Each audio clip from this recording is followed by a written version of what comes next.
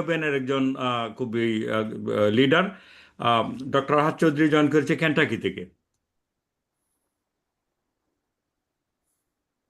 এখন মুকলেশ কি আমরা শুরু করছি? এটা ইরফান বলবে, Live তখন stream আমি started. Okay. Good morning, good afternoon. যেহেতু মনে হচ্ছে সবাই এখানে বাঙালি মানে বাংলা ভাষী, আপনাদের যদি কারো বাংলা বুঝতে অসুবিধা হয় কাইন্ডলি এখনই একটু বলুন, তাহলে আমি ওয়েলকাম টু ইংলিশে বলবো। তা welcome to Ben webinar series. এটা হচ্ছে আমাদের webinar number 19 on nuclear energy in Bangladesh. আপনারা জানেন যে আমাদের আহ, আমি হচ্ছি ডক্টর খালেকুজ্জামান, বেনের গ্লোবাল কোঅর্ডিনেটর। তো এখানে অনেককেই আমার ইন্ট্রোডিউস করে দিয়েছি সবাইকে। আমি আবারও আমাদের ওয়েবিনারে মানে স্বাগত জানাই। আহ, বেন বেন আমরা প্রতি 2 মাসে একটা করে বাংলাদেশের সবচেয়ে যে গুরুত্বপূর্ণ ইস্যু, বিশেষ করে এনভায়রনমেন্টাল ইস্যুগুলিতে প্রতি 2 মাস অন্তর অন্তর মাসের শেষ শনিবারে নিউ ইয়র্ক টাইম 11টায় মানে বাংলাদেশ টাইম রাত 9টায় একটা ওয়েবিনার করে যাচ্ছি। এটা আমাদের 19 নম্বর। প্রায় 3.5 বছর যাবত আমরা ওয়েবিনারগুলো করে যাচ্ছি।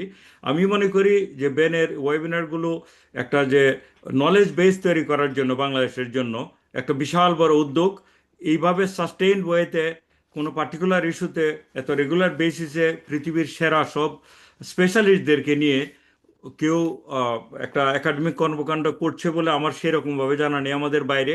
সেই দিক থেকে আমরা খুবই গর্বিত যে আমরা ব্যানের ওয়েবিনারটা আমরা রেগুলার করে যাচ্ছি। ভেরিয়াস ইস্যুতে আপনারা জানেন ওয়েবিনারগুলো আমাদের ওয়েবসাইটে গেলেই দেখতে পারবেন, সবগুলো ওয়েবিনারে রেকর্ডেড আছে। এটা একটা নলেজ বেস, যে কোনো মানুষ রিসার্চ করার জন্য হয়তো কাজে লাগাতে পারবে।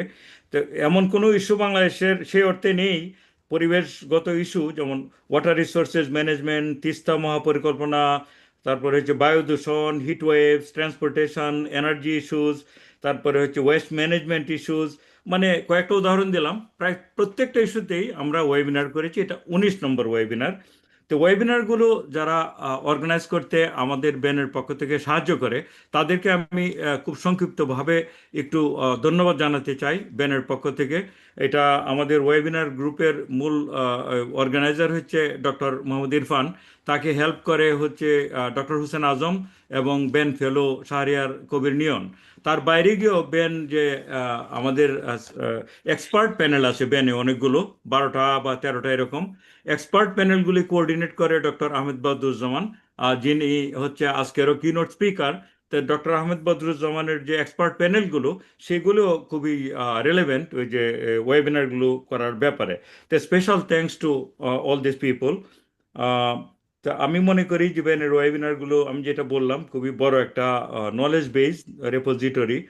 আমরা ব্যান থেকে প্রত্যেকটা ইস্যুতেই এক ধরনের আমাদের নিজস্ব পজিশন আছে, এবং এই পজিশনগুলো আমাদের ওয়েবিনারগুলোর মাধ্যমে বেরিয়ে আসে। এবং ব্যান তো সবচেয়ে বেশি কাজ করে বাপার সাথে, আপনারা জানেন। বাপার যে অ্যানুয়াল কনফারেন্সগুলোতে ব্যান থাকে হচ্ছে কো-অর্গানাইজার। তো বাপা ব্যান কনফারেন্সের বাইরে গিয়ে ব্যানের যে রেগুলার ওয়েবিনারগুলো সেগুলি বাপা ব্যানের জন্য সবচেয়ে বড় নলেজ রেপোজিটরি বলে আমি মনে করি। তো এটা আমাদের যে নতুন সরকার এসছে, আশা করি আমরা অনেকগুলি সরকারের সময় আমরা কাজ করি, আমাদের তো সরকার নিরপেক্ষ। আমরা আমরা কে সরকারে আছে কি নাই সেটা বড় কথা না, আমরা এই জন্য বললাম নতুন সরকার এসছে, আশা করি বাপার মাধ্যমে আমাদের ওয়েবিনারগুলো যে হয় তার সারমর্মগুলি নিয়ে তাদের সাথে যোগাযোগ করা হবে। এই সূত্রে আমি একটাই রিকোয়েস্ট করতে চাই আজকের ওয়েবিনার যারা অর্গানাইজার তাদেরকে, বিশেষ করে ডক্টর আহমেদ বদরুজ্জামান ভাইকে, ওনার নেতৃত্বে যদি এই ওয়েবিনারটার পরে আজকের যে ওয়েবিনারের যে issue nuclear energy in Bangladesh, এটা আজকের জগতে পৃথিবীর প্রেক্ষিতে সবচেয়ে গুরুত্বপূর্ণ ইস্যু, মানে alternative energy out of fossil fuel. তা সেই সেন্সে এটা খুবই গুরুত্বপূর্ণ একটা ইস্যু। আর বাংলাদেশে এপ্রিলের 7 তারিখ থেকে বোধহয় আমরা শুনবো নিউক্লিয়ার যে রূপপুর পারমাণবিক কেন্দ্র বোধহয় কিছুটা কার্যক্রম শুরু হবে। সব মিলিয়ে এর থেকে গুরুত্বপূর্ণ ইস্যু এই মুহূর্তে আমাদের দৃষ্টিতে বাংলাদেশে নেই এনভায়রনমেন্টাল ফিল্ডে। তো ডক্টর বদরুজ্জামান ভাই যদি একটু নেতৃত্ব দিয়ে 4টা যে আজকের প্রেজেন্টেশন এগুলোকে এক ধরনের পেপার আকারে একটা বুকলেট হিসাবে ব্যানের কন্ট্রিবিউশন হিসাবে আমরা এটাকে ঢাকা থেকে আমরা পাবলিশ করতে পারবো, এটা যদি উদ্যোগটা নেন আমরা খুব খুশি হব। রেকর্ডেড তো থাকবেই, একটু কাইন্ডলি চেষ্টা করবেন এটা যদি করা যায়। আমাদের ব্যানের পরবর্তীতে যে ওয়েবিনারগুলো হবে সেগুলিতে আপনারা জড়িত থাকবেন। আমাদের যেটা বললাম, আগামী 2 মাস পরে আবার একটা ওয়েবিনার হবে। আমরা ওয়েবিনার টপিকের জন্য সবসময় তাকিয়ে থাকি, কারণ 18টা টপিক, 19টা টপিক হয়ে গেছে। আপনাদের মধ্যে কেউ যদি খুবই আগ্রহী থাকে, আপনাদের বাংলাদেশ রিলেটেড রিসার্চ থাকে, এবং আমাদের সাথে যোগাযোগ করবেন, আমরা এটাকে একটু যাচাই বাছাই করে নিয়ে আমরা সেই ওয়েবিনারের টপিকে নিয়ে আসবো নেক্সটে। সে আজকের টপিক, তা এখন আমি আর বেশি না বাড়িয়ে আমি এখন ইন্ট্রোডিউস করছি আমাদের আজকের যে ওয়েবিনার, সেটা যে চেয়ার করবে ডক্টর দীপেন ভট্টাচার্য। দীপেন ভট্টাচার্য বেনের একজন প্রতিষ্ঠাকালীন থেকে একজন লিডার। তিনি একজন অ্যাস্ট্রোফিজিসিস্ট, এবং তিনি বেনের একজন খুবই প্রতিষ্ঠাকালীন লিডার। যেটা আমি বললাম, তিনি ফিজিক্সের প্রফেসর হিসেবে রিটায়ার করেছে রিসেন্টলি, কিন্তু রিটায়ার করে গিয়ে তিনি আরও বেশি অ্যাক্টিভ হয়ে উঠেছেন। এবং ডক্টর দীপেন ভট্টাচার্যের আরেকটা বড় পরিচয় হলো, বাংলাদেশে যারা সিরিয়াস সায়েন্স ফিকশন লেখক, আমার দৃষ্টিতে ডক্টর দীপেন ভট্টাচার্য তাদের মধ্যে শীর্ষস্থানীয় একজন। তিনি যতটা বিজ্ঞানী, তার থেকে ওরও বিজ্ঞান কল্পকাহিনীর লেখক। তো ডক্টর দীপন ভট্টাচার্য আজকে এই যে সেশনটা, সেটা তিনি পরিচালনা করবেন।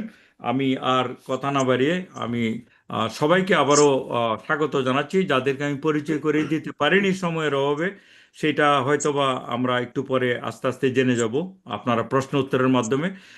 আপনারা টাইমের প্রতি একটু সজাগ থাকবেন যারা প্রেজেন্টার, কারণ প্রত্যেকেরই কথা আমরা শুনতে চাই। কোশ্চেন অ্যান্সার পর্বে এটা দীপেন নিশ্চয়ই বলবে একটু পরে। So welcome back again everyone, over to Dipen Bhattacharya. ধন্যবাদ ডক্টর খালিকুজ্জামান। একটা ব্যাপার হচ্ছে যে গতকাল আমরা একটা প্রিলিমিনারি ভাবে বসেছিলাম আজকে সেমিনারে যারা অংশগ্রহণ করবেন তাদের সাথে। তো কি ভাষায় বলা হবে আমরা সেটা নিয়ে আলোচনা করছিলাম। তো প্রথমে আমরা ভেবেছিলাম যে যেহেতু বাইরের লোকদের জন্য এটা গুরুত্বপূর্ণ, সেই জন্য we will present our talks in English, but either way is okay. ইংরেজি এবং বাংলা দুটোই সম্ভব, যেটাতে আপনারা কমফোর্টেবল মনে করেন। আমার মূলত কাজ হচ্ছে মডারেটিং করা আজকের মানে খুবই গুরুত্বপূর্ণ একটি সেমিনার। এটা ডক্টর খালেক অলরেডি মানে ইতিমধ্যে বলেছেন। তো আমি খালি দু একটা জিনিস এখানে বলতে চাই। আজকের শাহরিয়ার কবির নিয়ন উনি এটার পিছনে কাজ করেছেন, এবং ডক্টর ইরফানের কথা তো বলাই বাহুল্য। তো কিছু ইনস্ট্রাকশন তাদের পক্ষ থেকে আমি বলছি যে আপনাদের অ্যাক্টিভ পার্টিসিপেশন নিঃসন্দেহে এখানে দরকার, এবং আপনারা যদি সবাই মিউট করে রাখেন আপনাদের জুম উইন্ডোতে, তাহলে ভালো হয়, এবং যখন কথা বলার তখনই আনমিউট করে বলবেন। এখানে পাশে একটা চ্যাট বক্স আছে, জানেন, আপনাদের প্রশ্ন সেখানে আপনারা লিখতে পারেন। অলসো এটা গুরুত্বপূর্ণ যে সেখানে আপনাদের অ্যাফিলিয়েশনটা, নাম এবং অ্যাফিলিয়েশনটা উল্লেখ করে দেবেন।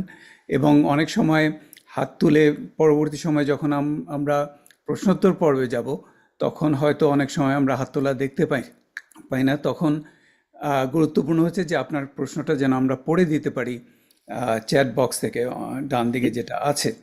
আরেকটা হলো যে নিয়ন একটা চ্যাট বক্সে একদম উপরে দেখবেন যে রেজিস্ট্রেশনের জন্য একটা লিঙ্ক দিয়েছে। এটা আবশ্যক নয়, কিন্তু রেজিস্ট্রেশনটা আমাদের ভবিষ্যতে কারা আসছেন তাদেরকে আবার মানে যোগাযোগের মধ্যে রাখার জন্য খুব গুরুত্বপূর্ণ। তো এটুকুই মোটামুটি। আরেকটা হচ্ছে যে যারা বলবেন, আমাদের তিনজন আজকে মূল বক্তা আর কি, ডক্টর আহমদ বদরুজ্জামান, ডক্টর জাহিদুল হাসান এবং ডক্টর মোহাম্মদ শফিকুল ইসলাম। আমি 2 মিনিট আগে একবার মানে তাদেরকে সতর্ক করব যে এখন তাদের বক্তব্য শেষ করার সময় হয়েছে আর কি। তো আমি প্রথমে কথা না বাড়িয়ে আমি ডক্টর আহমেদ বদরুজ্জামানকে আহ্বান করছি। আমি জাস্ট তার সম্পর্কে দুটো কথা বলতে চাইছি যে উনি একজন বাংলাদেশি আমেরিকান এনার্জি সায়েন্টিস্ট। এখানে আমার কাছে ইংরেজিতে তার বায়োটা আছে, তো আমি যতদূর সম্ভব ইংরেজি বাংলা মিলিয়ে বলছি। এবং বহুদিন ধরে অ্যাকচুয়ালি নিউক্লিয়ার এনার্জি সেক্টরে উনি কাজ করে যাচ্ছেন। তার মধ্যে অয়েল লগিং থেকে আরম্ভ করে, নিউক্লিয়ার ডিটেক্টর থেকে আরম্ভ করে, নিউক্লিয়ার পাওয়ার প্ল্যান্ট থেকে আরম্ভ করে সব কিছুই তার মধ্যে আছে। একটু বিশাল একটা আহ, জায়গা, এবং বার্কলেতে উনি নিয়মিত একটি বিষয়ের উপরে এখনও লেকচার দিয়ে যাচ্ছেন, আম, এবং তার ক্যারিয়ার প্রায় 45 বছর, and it crosses various US research and educational institutions. He earned his PhD in nuclear engineering and science from Rensselaer Polytechnic Institute, Troy, in 1979. এবং উনি আমাদের এনার্জি প্যানেলের অ্যাকচুয়ালি চেয়ার, এবং মূল যে এটা ডক্টর খালিদ বলেছেন যে বিভিন্ন যে প্যানেল আছে সেগুলি কোঅর্ডিনেশন যুক্ত আছেন। উনি ক্যালিফোর্নিয়াতে থাকেন। তো আমি ডক্টর আহমেদ বদরুজ্জামানকে আজকের যে কিনোট স্পিচ সেটা মানে দিতে আহ্বান করছি। উনি নিজে বলবেন যে ওনার টাইটেলটা ইত্যাদি। Doctor Badruzzaman, please start. আচ্ছা, তা আমাকে একটু হেল্প করতে হবে। আমি তো এক্ষুনি বললে আমি বহু যুগ আগে পিএইচডি করেছি, সুতরাং টেকনোলজিতে আমি একটু পুয়ার। তো এখন আমাকে শেয়ার করতে হবে, তাই তো? রাইট। আমি শেয়ারে কি সবাইকে দেওয়া আছে শেয়ারে আমার ধারণা। এই যে এসছে না, আমার এখনো আসেনি, দাঁড়ান এক সেকেন্ড। এই ইউর স্ক্রিন হ্যাঁ, শেয়ার। এখন এসছে। এসছে। বদরুজ্জামান ভাই, আপনি একটু এই যে স্লাইড মোডে যান। লোয়ার রাইট কর্নারে একটা না না, ট্রের মতো আমি আছে। একজন আমি অত বেশি লোকের ডিরেকশন নিতে পারি না। তো দীপেন বলো। হ্যাঁ, স্লাইড শোতে যান। স্লাইড শোতে বেসিক্যালি আপনার সো ফ্রম বিগিনিং দেখেন ওখানে, তার এখন দেখা নিচেই যাচ্ছে? হ্যাঁ, একদম নিচে দেখেন ফ্রম বিগিনিং স্লাইড শোর, আপনি ওখানে আরেকবার ক্লিক করুন। আচ্ছা, নিচে দেখুন লেখা আছে ফ্রম বিগিনিং। স্লাইড শোর নিচের যে প্যানেলটা তার একদম বাঁ দিকে যান। গেলাম। আমি কার্সারটা দেখছি না আপনার আমি ওখানে। আমি দেখতে পাচ্ছি স্ক্রিনটা। ওরা বলছে ইউর স্ক্রিন শেয়ারিং। বুঝলেন ভাই, আচ্ছা, আমি বলবো আচ্ছা, হ্যাঁ উপরে ইরফান বাঁয়ে, বলুন। আসলে ফ্রম বিগিনিং উপরে ফাইলের নিচেই বাঁয়ে ফ্রম বিগিনিং লেখা, ওইটাতে ক্লিক করেন। হ্যাঁ ফ্রম বিগিনিং শেয়ার, ওকে। জি, ওতে ক্লিক করলেই হবে। হ্যাঁ, আচ্ছা, আমি দেখতে পাচ্ছি কিন্তু তোমরা দেখতে পাচ্ছ না, এটা তো হচ্ছে না। আপনি কি ফ্রম বিগিনিং এ ক্লিক করেছেন? না, হ্যাঁ ক্লিক করেছে এবং স্ক্রিনটা দেখতে পাচ্ছি, আমি দেখতে পাচ্ছি, কিন্তু এখন তাহলে অন্য স্ক্রিনে চলে গেছে। আপনি এভাবেই বলেন তাহলে, একটু বড় করে দিয়ে। এখন আসলে আমরা তাহলে এগোই, তাই না? ও, এখন তো স্লাইড অন্য শো। স্ক্রিনে চলে গেল, একেবারেই চলে গেল। আচ্ছা, তা আপনারা কি জিনিসটা দেখতে পাচ্ছেন কিনা সেটাই কথা। না, এখন দেখা যাচ্ছে না। আপনি আনশেয়ার করে আবার শেয়ার করতে হবে, এবার ওই সেটাই স্ক্রিন সেটাই ধরুন। করতে হবে। হ্যাঁ স্টপ শেয়ার, ওকে। আমাকে দেখা যাচ্ছে তো? হ্যাঁ, জি, আচ্ছা, এখন share PowerPoint slide show, okay. আমার এই স্ক্রিন নিয়ে সারা জীবনই গাপলা। এখন করছি শেয়ার, ওকে। এখন আসছে। হ্যাঁ, শেয়ার এখন করেন। ঠিক আছে। হুম, জি এখন দেখা যাচ্ছে? এখন জি দেখা যাচ্ছে। এখন দেখা যাচ্ছে? জি হ্যালো। জি জি দেখা যাচ্ছে। আমার মনে হয় আপনি শুরু করেন, দেখা যাচ্ছে। জি এক্স্যাক্টলি আচ্ছা, আপনি। ওকে। তো আমার টকের টাইটেল হচ্ছে Quest for energy fix Bangladesh. সেখানে আমি নিউক্লিয়ার এবং রূপপুর সম্বন্ধে কিছু বলবো, বাট তার আগে এনার্জি সম্বন্ধে কিছুটা বলবো, কারণ এই জিনিসটা তো হচ্ছে এনার্জির কনটেক্সটে। সুতরাং এটাকে it's important to put it in the context why nuclear. তো কিছু I'm going to put some facts that I know.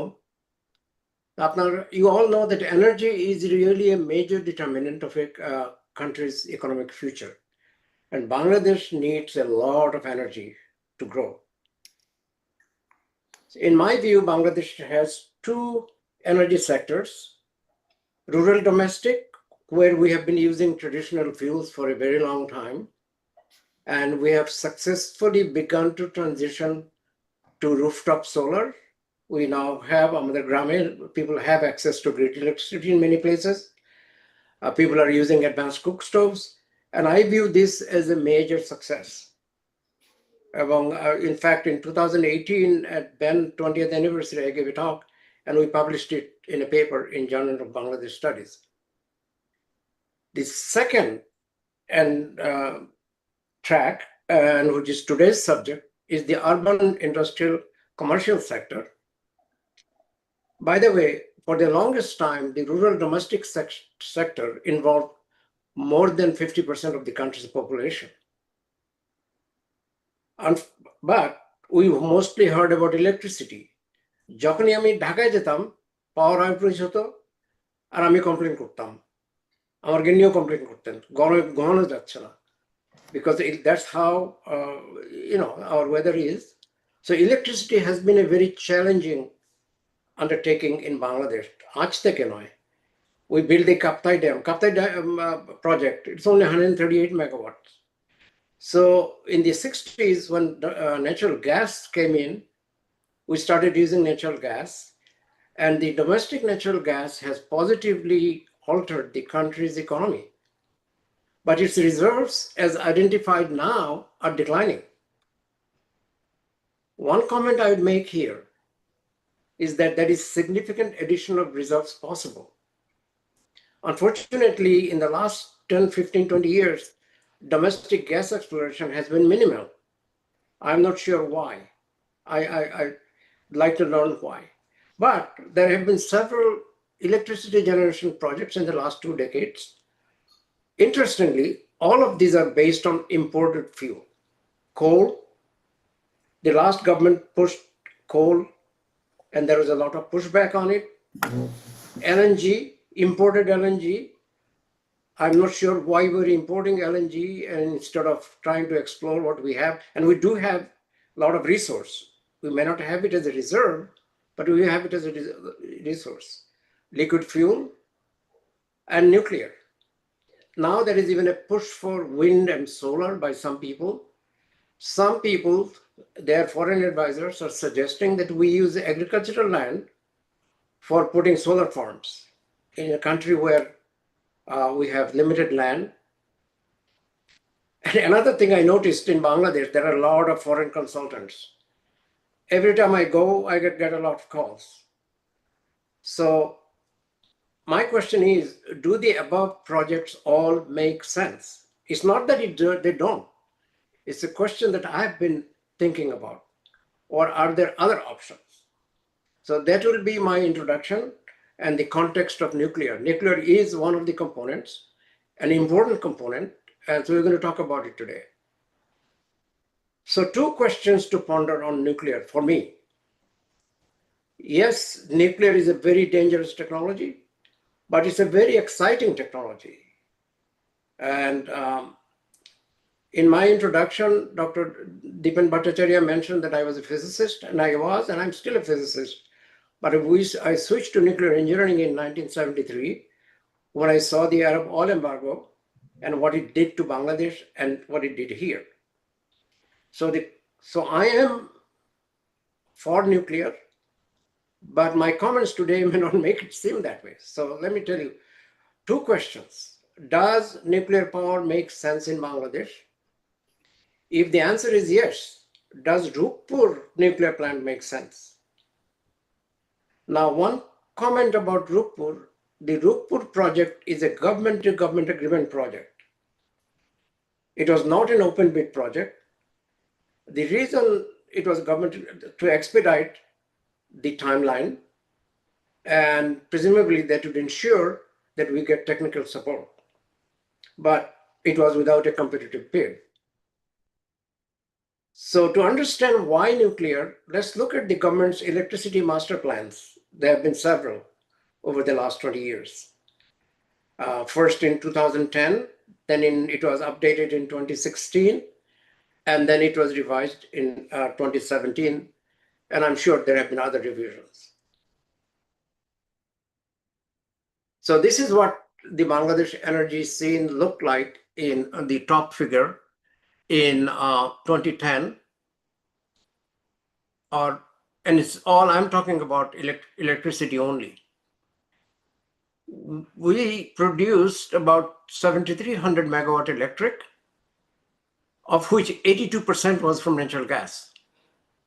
The government in its master plan wanted to go to 37,750 megawatt electric. It's a huge jump.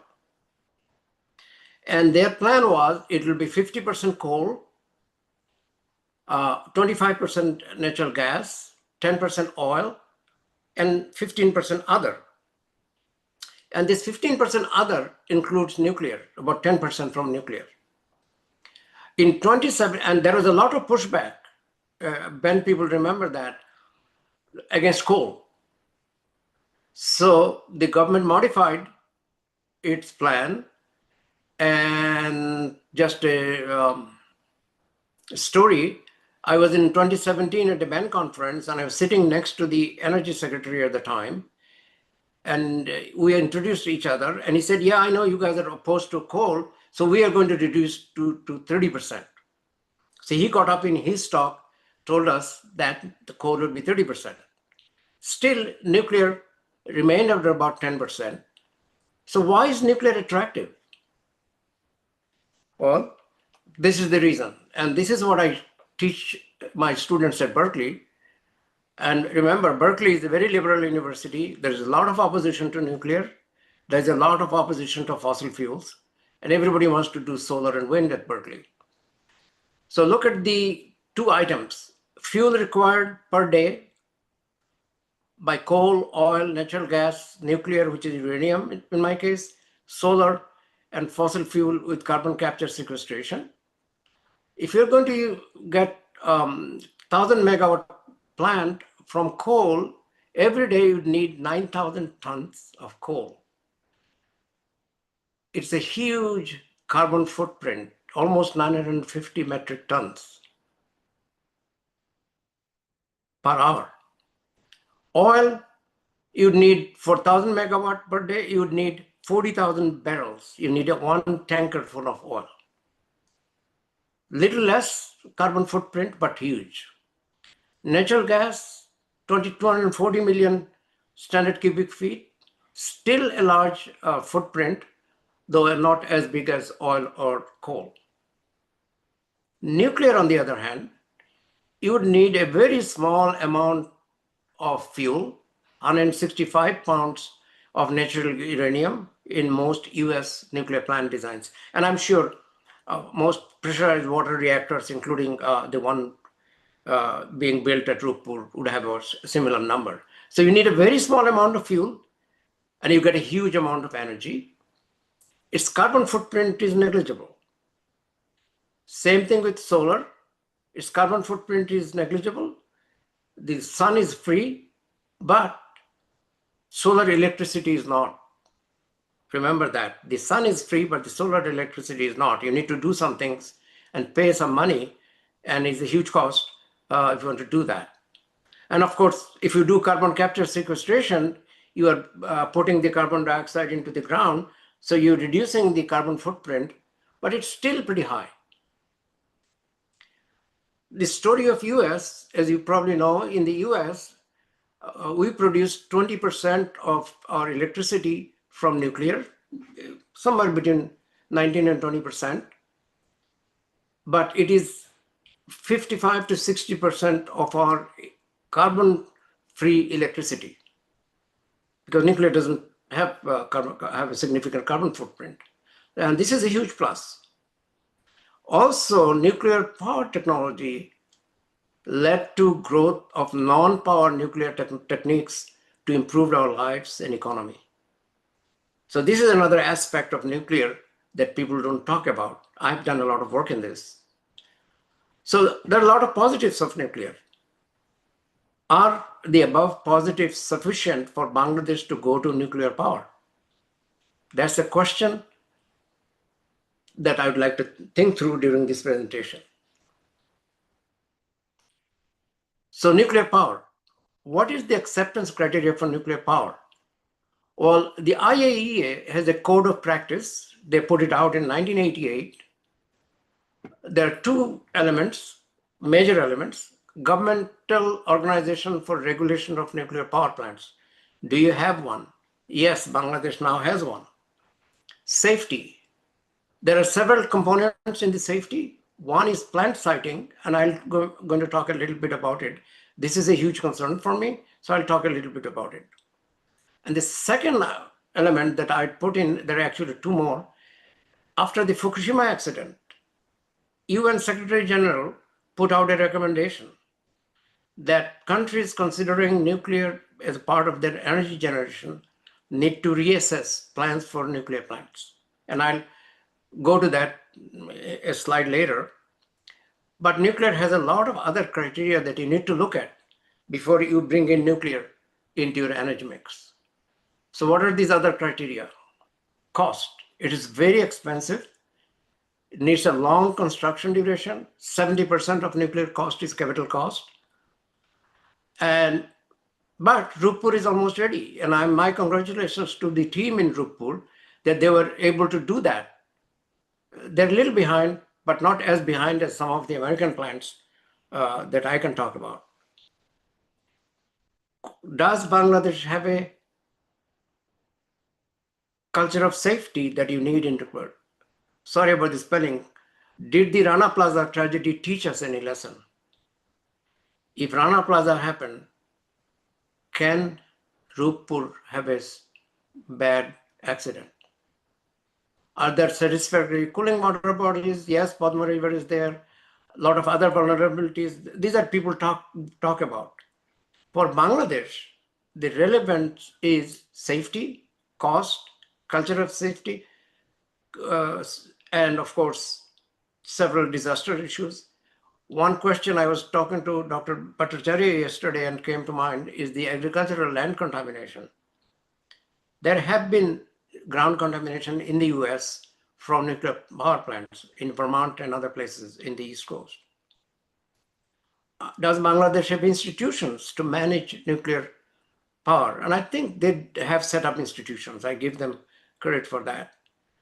Now, another question I noticed some people are very upset about is that this was not done through an open bidding process. I wouldn't really hold Bangladesh government to that because this was an important project that needed to get government involvement, and they did. So I'm going to ignore that. I'm going to mainly focus on Roopoor on the safety issue, and of course a little bit on cost. So let's look at what Roopoor is. So the Roopoor nuclear plant, this yellow dot here, I don't know whether you can see that, near the Indian border. And it is in Ishwardi, Pabna. Originally, I put 10 megawatt plant in 1964. People have talked about 100 megawatt. It has gone all over. In the 2000s, people started talking about a large plant, and now we're about to have a 2400 megawatt plant with 2 reactors, which will be roughly 10% of the country's electrical capacity, 8 to 10%. Expected completion, we're almost ready for fuel loading. And that's a significant accomplishment. The reactor type is VVER 1200. It is a Russian pressurized water reactor with enhanced safety features, not their standard reactor. And I'm sure we'll hear more about it from my nuclear colleagues from Bangladesh. What does a pressurized water reactor look like? Those of who you are engineering types, this is what the red thing that's going around, that's what the reactor vessel looks like. You put in fuel rods. Fuel rods look like this, about less than a centimeter diameter. It's made of zirconia cladding, and you put in uranium inside. The enrichment of the uranium is about 3 to 4%, uranium-235, and almost rest of it is uranium-238. In the vessel holds the bundles of nuclear rods in water. It's superheated water that goes through the steam generator. And there's another line of water that comes in from the turbine side, and they exchange heat, but the two do not mix. So the water and steam that goes out to run the turbine is not radioactive. This is something I get a lot of questions, and they take great care in making sure that it does not happen. The other element here that you need to pay attention is the containment structure. This is a thing they put around with concrete and steel and all kinds of other stuff. It can withstand a big plane hitting it. In fact, it is the containment structure that prevented radioactivity release from the 3 Mile Island accident in 1979 in Pennsylvania. In Chernobyl in Soviet Union, they did not have a containment structure. And that was the major reason why the radioactivity escaped from the top and spread into Europe, because their reactor did not have any containment. Now, I'm sure the Roopoor plant has a containment. Now, what is VVER 1200? As I said, it has added safety features compared to their earlier design. Earlier design was planned for Roopoor, but they have now installed the VVR 1200 reactor. My question is, yes, it is a Gen 3 reactor, but is it a Gen 3 in the true sense, like the Westinghouse AP1000? In other words, you can improve the safety features by putting more valves, more pumps, or you can completely redesign the emergency cooling system and place it differently and use gravity drainage to come in. So I would like to learn from my colleagues in this talk, in this session, what kind of Gen 3 plant is this one? Plant siting. Now, in plant siting, Roopoor is in Ishtardi, Pabna, is 15 miles from Pabna city and 76 miles from Dhaka. So do they meet the usual siting code practice that I cited from the IAEA? I'm sure they do. I mean, they have had IAEA in the consultant. Do you have a 10-mile exclusion zone? This is a question I've been asking. So if there is an exclusion zone around which you don't have any significant population, what is the extent of that in Bangladesh? Do you have suitable appropriate cooling water? It was the Padma River, but the river changed direction. And what I understand is that you now have a lagoon where the water is stored to keep the reactor cool. Next question, did Bangladesh perform the UN Secretary General's suggested post-Fukushima reassessment? And in the next slide, I'll show you why it is important. And one more question I have on this slide that I hope my colleagues would help me with. Can we get access to the plant's environmental impact assessment document? Several years ago, I tried getting access to it in my role as a Ben Energy Channel panel chair. I did not. I was able to get the Rampal EIA document, but not the Roopoor. So I'm just asking whether that's available now that the plant is almost complete. Now, what is the UN Secretary General's post-Fukushima reassessment recommendation? Fukushima was a major disaster, and it happened in one of the world's most industrialized, technology advanced countries. The UN system did a study after their accident to understand the implications of the accident, and they published a report in September 2011. And the major recommendation that the Secretary General made was for countries considering nuclear power in their energy mix, they need to include in their analysis the likelihood, magnitude, and environmental consequences of severe accidents with nuclear power compared to other electricity alternatives. It's a mouthful. In other words, we need to reassess the likelihood of accident, magnitude, and the consequence. So my question, it's not clear. I looked for data on this. Did Bangladesh do such a reassessment? And why is this reassessment important, in my view? And I'll show you in the next slide. Look at the location of Roopoor. It is sitting here, upstream in Padma River. If you look at the population density of around the area, in 2011, when the Fukushima accident happened, Rajshahi division had about 2,600 people living in 1 square mile land. Fukushima prefecture means district, they had about 400 people living there. So the population impacted on an accident was about much bigger. So if I did the calculation right, we'd have to evacuate about 1 million people, 800,000 to 1 million people, versus 200,000 that were evacuated in Fukushima. Do we have the infrastructure to move so many people? Do we have the room to put those people? So that brings me to a question, is there a credible evacuation plan for Roopoor? I'm not saying it is not there. I tried to look for it. I know there is a mention that the government has prepared a response plan and so on and so forth. But I also noticed a lot of criticism of it, but I don't really have a credible document on that. So I'd like to learn about it from you guys. Proximity, Roopoor is only 76 miles from Dhaka. Fukushima was 148 miles from Dhaka. Yeah, Tokyo. And the third point here is, if you have such a leakage as that happened in Fukushima, and where would the radioactivity go? In Fukushima, it went into the ocean. In Roopoor, it's going to go into the Podda River and travel downstream, impacting hundreds of communities and millions of people. Are we ready for that?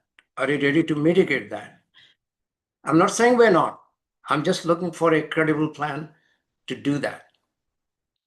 So for me, there's a lot of learning. And I hope we can be open about some of this stuff so that we can run this plan. Cost, of course, is fantastic. It's $13 billion. We could have built 4 to 5-fold capacity with this amount. So the question some people are asking, was it a financially sound investment? But it's more than just the number. There are a lot of other considerations you have to take in to answer that question. What are you going to do with the radioactive waste that it will generate? People call nuclear clean. It's clean because it doesn't produce CO2, but it is a huge, dirty, dangerous output. My understanding is that Russia will take the highly radioactive spent fuel assemblies. My question, is that correct? If so, what will be the remedy if they do not? Similar thing happened in Hungary in 2001. Hungary had a very similar deal, and the Russian parliament was upset with them, and they voted, we're not going to take the spent fuel anymore. Of course, they smoothed that issue out, but what happens in Bangladesh if that arises? So that brings me to alternatives. Should we abandon nuclear option in general? I would say no, not yet. Because there are alternative nuclear options. There are more novel concepts every day. They're more likely to be relevant for Bangladesh. I can give you an example during Q&A if anybody has a question. So over the years, Ben and myself personally have made a number of recommendations. One was the Ben Energy Panel report that was published in 2007. We sent it to the Energy Secretary at the time, who later became an advisor. Personally, in several conferences, I have brought up this issue. In 2009, at the BDI conference at Harvard, I was on the panel with the person who would later become energy advisor, and I had a long conversation with them. So we in Ben and people in the diaspora especially have tried different things. Some of the suggestions were, yes, nuclear can be in the Bangladesh energy mix, but with a big but. So we suggested we should rethink the use of conventional large expensive plants and rethink Roopoor. Start small with nuclear to gain experience and to avoid massive risky outlays, and grow a culture of safety. Safety is not just a bunch of gadgets. You need a culture of safety. Consider safer advanced nuclear concepts. Plant siting sited appropriately, away from large population centers, near large water bodies that do not flow through population centers or change direction. But that change direction and Roopoor, if any accident were to happen, the radioactive water will flow through large population centers. We also suggested stay informed of the S-band nuclear concepts. Okay, other countries are gaining experience with them. In the US and other countries, several new plants are being built. One of the designs I have in my examples, China just built one. And they're a lot safer than this current generation or even the Gen 3 nuclear plants that we're talking about. Interestingly, we never received any formal response on the above recommendation, not even from the Energy Secretary at the time. I'm not sure anybody paid any attention to that.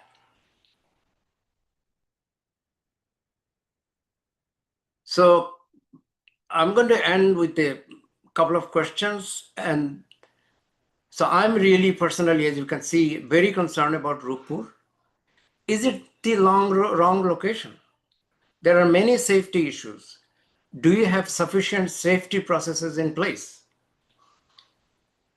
Now, I could suggest two options at this point, based on my concern. Abandon or cancel Roopoor. But would that be a wise suggestion at this point? We have come very far.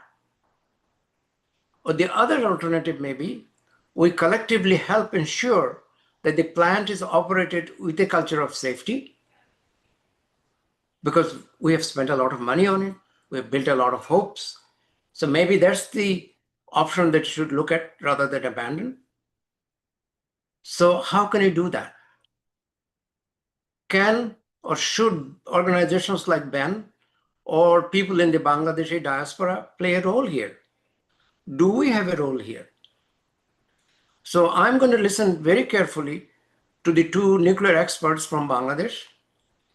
I would love to learn. As I said, yes, I'm concerned about Roopoor, but I also want to learn.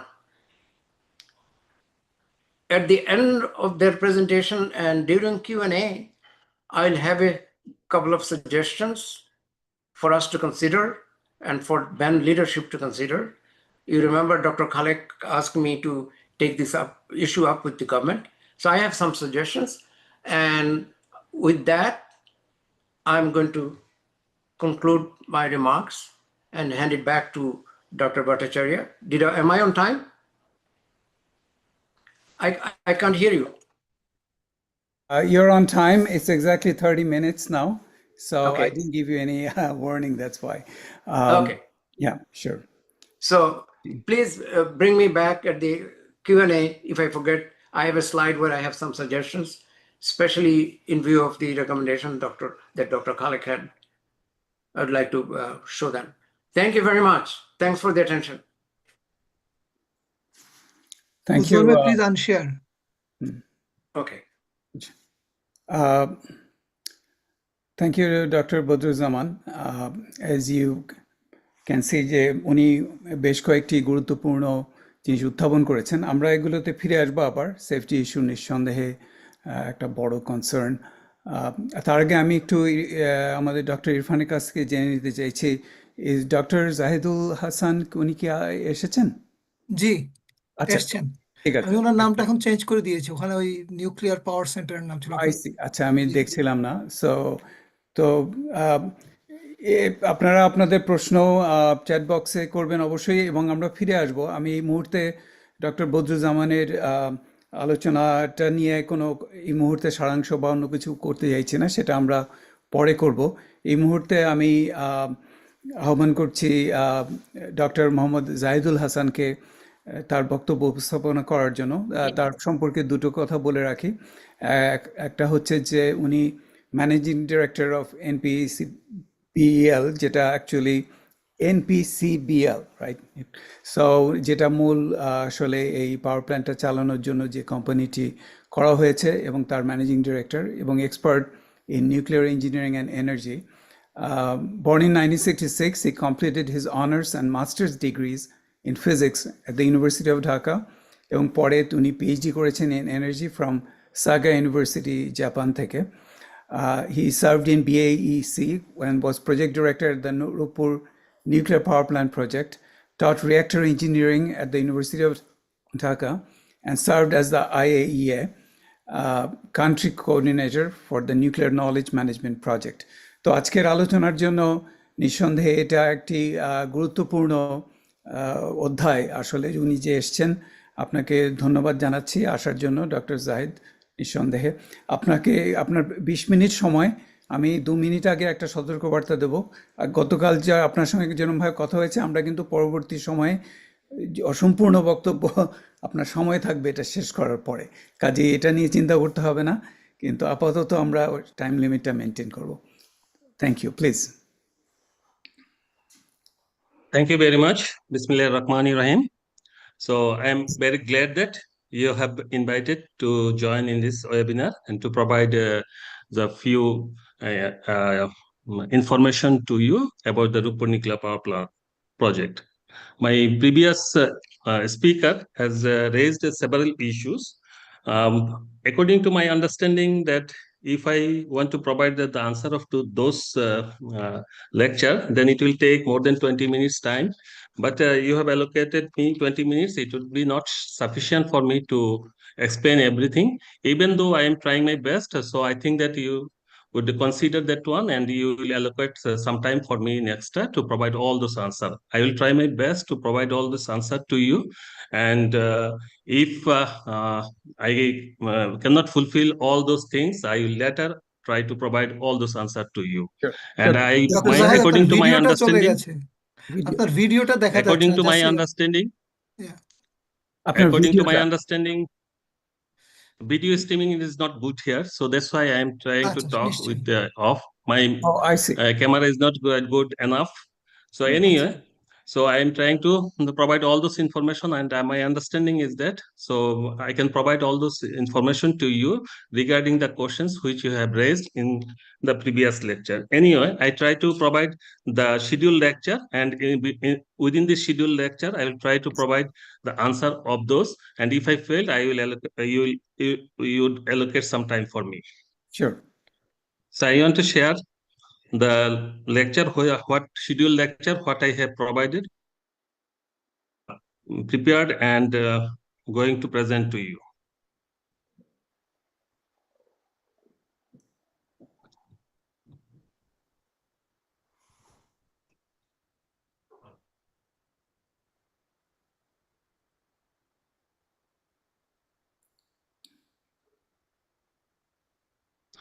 So the simple topics what I have chosen here: the nuclear power in Bangladesh, that is the financial viability, justifications of the nuclear power plant, that why we have introduced here in Bangladesh, the safety feature of the plant, and at the same time I'll try to touch the post-Fukushima preparedness and what we have incorporated in our Roopoor nuclear power plant.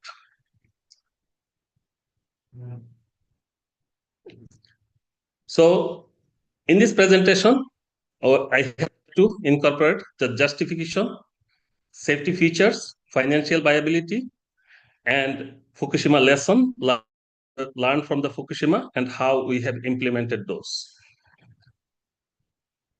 So, about the justification and the need of nuclear power plant in Bangladesh.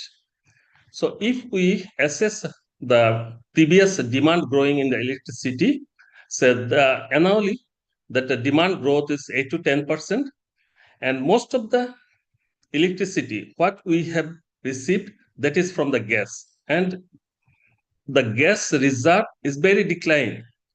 And according to our understanding, that is total proven reserve in Bangladesh is a 10 TCF, and what we are using in per year, that is 1 TCF. And if we consider without a growth of this demand, then within 10 years our gas will be declined and it will become zero if we don't get any new gas reserve. And reliances of the imported LNG and oil, it is increased too much, and exposure of global price volatility and supply risk. Renewable alone cannot ensure fully baseload power. That means that renewable cannot work in Bangladesh as a base load. And according to our understanding, the present construction, that is installations, is 25,000, where 16,000 to 18,000 is the demand. So according to our understanding, that renewable cannot play a role in the base load. That's why nuclear provides a stable 24/7 large scale power. Yes, the nuclear power plant cost is very high, but construction cost is very high. But in the other hand, its fuel cost only 10 to 15%, and its lifetime is 60%, 60 plus 20 years, that is total 80 years. And the nuclear power plant has the high capacity factors. It is more than 90%, and it is a stable and predictability electricity pricing, and reduce fuel import dependency and economic risk. According to our understanding, what we are trying to gather the information from various sources of nuclear power plant cost about the BBR 1200. We have gathered this information from World Nuclear Associations and Nuclear NS Energy. And according to that information, so we have found that 2 BBR cost is, according to the year, it is more than 10 billions. And from here, we don't provide our price here as for the confidentiality. So I cannot share this information, but you can get this price from anywhere. So according to that understanding, we understand that for the 2 nuclear power plant, the price is more than 10 billions, and it is growing according to the inflation of money. So, and only one area, that is Kudamkulam nuclear power plant, that is much lower than Bangladeshi price. The reason here is that the Kudamkulam price is lower. The reason here is that construction, there is a civil construction is done by the Indian subcontractor. Only the equipment and their equipment related systems is imported from Russian Federation. That's why they signed that contract, which price is much lower than Bangladesh. But in the other hand, so all other nuclear power plant, including Bangladesh, the construction side, civil construction is done by the Russian contractor. That is under the general contract.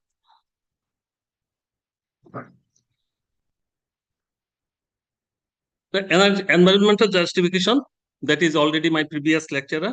He provided this environment justification, which also provide the information about that.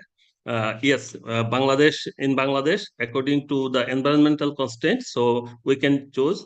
That's why in my previous lecturer, what he provided, does nuclear power make sense? Does Roopoor make sense?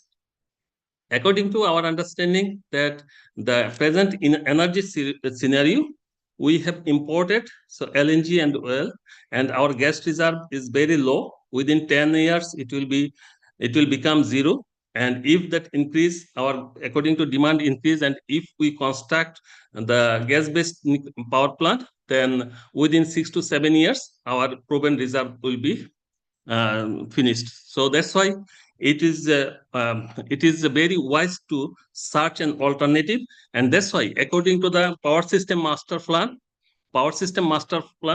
so 6 nuclear power plant is incorporated, and under the power system master plan, we have chosen this nuclear power plant, and we have chosen these 2 nuclear power plant to construct in Roopoor. So in that aspect, so our understanding is, yes, Roopoor nuclear power makes sense to construct here in Bangladesh.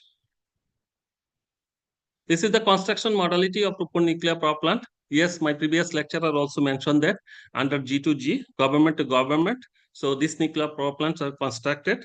So I served in this organization more than 30 years. So during that time, I had experience to face the financial aspect of this nuclear power plant. So we tried to find the financing of nuclear power plant in Bangladesh, and none other than this Russian Federation so showed their interest to construct that nuclear power plant. So everybody paid their interest to construct the nuclear power plant. The money should be coming from our government, but we did not had that kind of reserve to proceed with the nuclear power plant construction.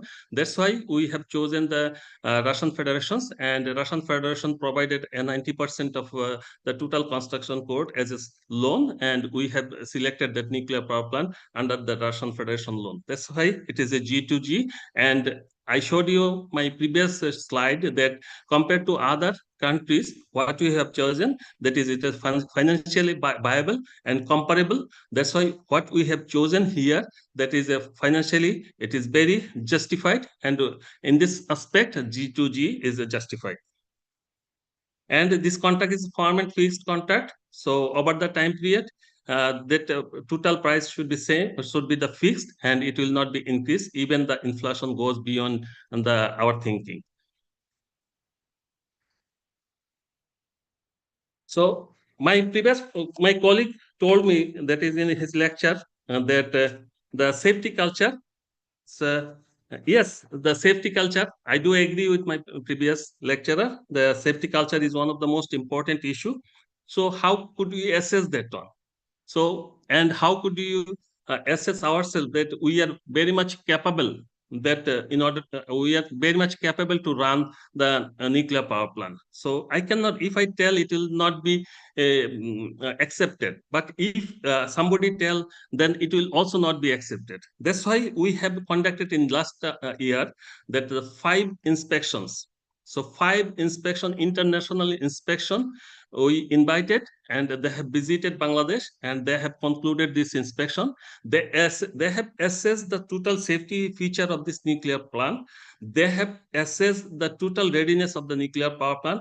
They have assessed our operators' capability, our safety culture, our academic background, as well as our experience, and how we prepared ourselves to proceed with the operations of this nuclear power plant. They have assessed all those. The first inspection, it was done, that is the pre-operational safety review team test. It was conducted in 9 March 2025. And later on, the pre-operational safety review team, OSAT, which is conducted by IEA. The team comprised from 8 countries, including France, including USA, Japan. So there are several countries. Experts came to here, and they have conducted this pre-OSAT mission review, which was led by IEA. And IEA expert has provided this, and this is the plant readiness. Later, we have conducted another self-inspections. That self-inspection is done by the Russian operator, and that Russian operator, including the Bangladesh Atomic Energy Commission's experts, Russian operators, and also NPCBL. We conducted a self-inspection in the October. Later, we invited International Physical Protection Advisory Service mission, which is conducted by International Atomic Energy Agency. They have conducted this IPAS mission in 13 November. And finally, in November, we have invited our comprehensive regulatory inspection by BIRA. And BIRA has provided their comments and their position about this nuclear power plant. What kind of inspections they have conducted? This is test research. That is one of the second item is the most important, which is the most important, and this kind of mission is conducted by the IAEA to every nuclear power plant before going to the operations of the nuclear power plant. That recommendation, what do they have provided? 13 recommendation and 4, which I want to disclose here. The 17, but that kind of nuclear power plant recent past, you will not find any nuclear power plant other than Bangladesh has received so low recommendation and suggestion in the area of pre-OSAT. So this is very much a great success by our operating team who has received that kind of recommendation. If you consider that the recent past BBR technologies, that is the Belarus, if you Google, then you will find that even in the Belarus, they have received 21 recommendations and suggestions, which is much lower than the Belarus in our case. So, and self-check inspection, all sorts of self-check inspections were concluded. International Physical Protection Advisory, which is not related. We did not get any sorts of recommendations, but the recommendation which we have received, this is related with the long term, and we have very successfully we concluded that mission. And finally, the comprehensive regulatory inspection, which were conducted by Bangladesh Atomic Energy Regulatory Body with their technical support organization, that is Biosafety, world famous Russian organization. They have a vast experience to conduct that kind of regulatory inspections, and with the help of Rostechnosor, that is the Russian regulatory body. And we have concluded, just today we have concluded all sorts of comments here, and we are expecting to receive the license and permit for the commissioning and fuel loading. So this is the very much exciting moment for us, that we have concluded all those inspections. So from those inspections, what we are now showing you, that it is a very right time for us, that we have concluded all those comments and facts which we have received from various teams which are conducted in the last year, and it is very much a very much important moment for us, that we have concluded all those comments and facts and eliminated the comments and facts, and finally we are expecting to receive the permits. So I want to say the safety concept of Roopoor nuclear power plant. So this is the famous slide, that is the safety feature. During that design of any nuclear power plant, what is the most important part here is that defense in depth of IAEA defense in depth should be considered in order to proceed with the site selection and prevention of abnormal operations. So we have investigated the site criteria. We have investigated all sorts of criteria. That means I want to tell you very shortly about that, what kind of criteria they are. So site can suffer the seismic criteria. So whether this site is suitable to construct a BBR 1200, yes, the site is selected, and site preparatory measures are taken in order to meet the seismicity.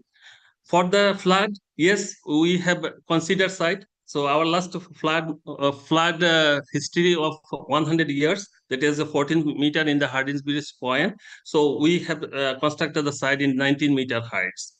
So for the seismicity, so we have considered the seismicity. So we have considered high seismic condition. We have considered here all sorts of equipments, all sorts of systems we have built and constructed, considering that seismicity. I want to provide this information here, that for the seismicity, we have selected 0.33 G.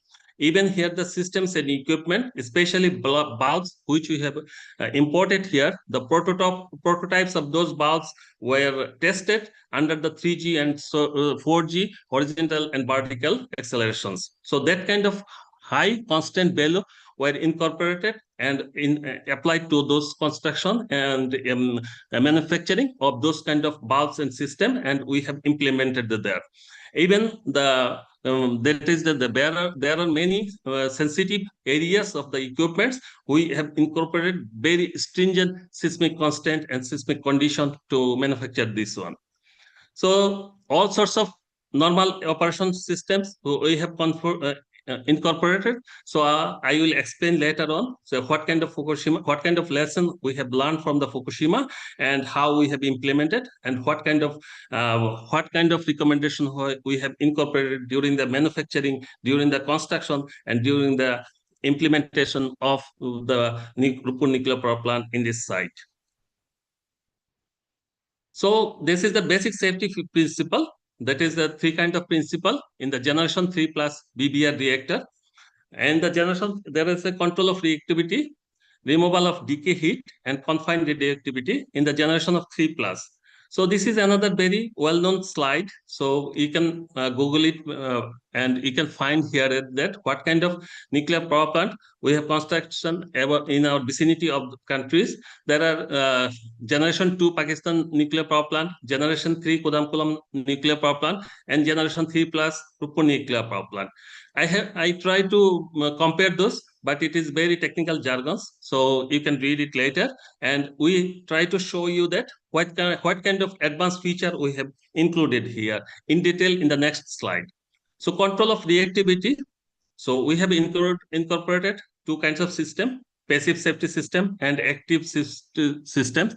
There are three kinds of system here we have incorporated to control the reactivity. The one is the that is the reactor emergency protection system. All 21 control rod assemble fall inside the core due to self-wire. This is one kind of very advanced feature. Those kind of control rod are incorporated. Those in case of any emergency situation, those rod will be fall under the gravity.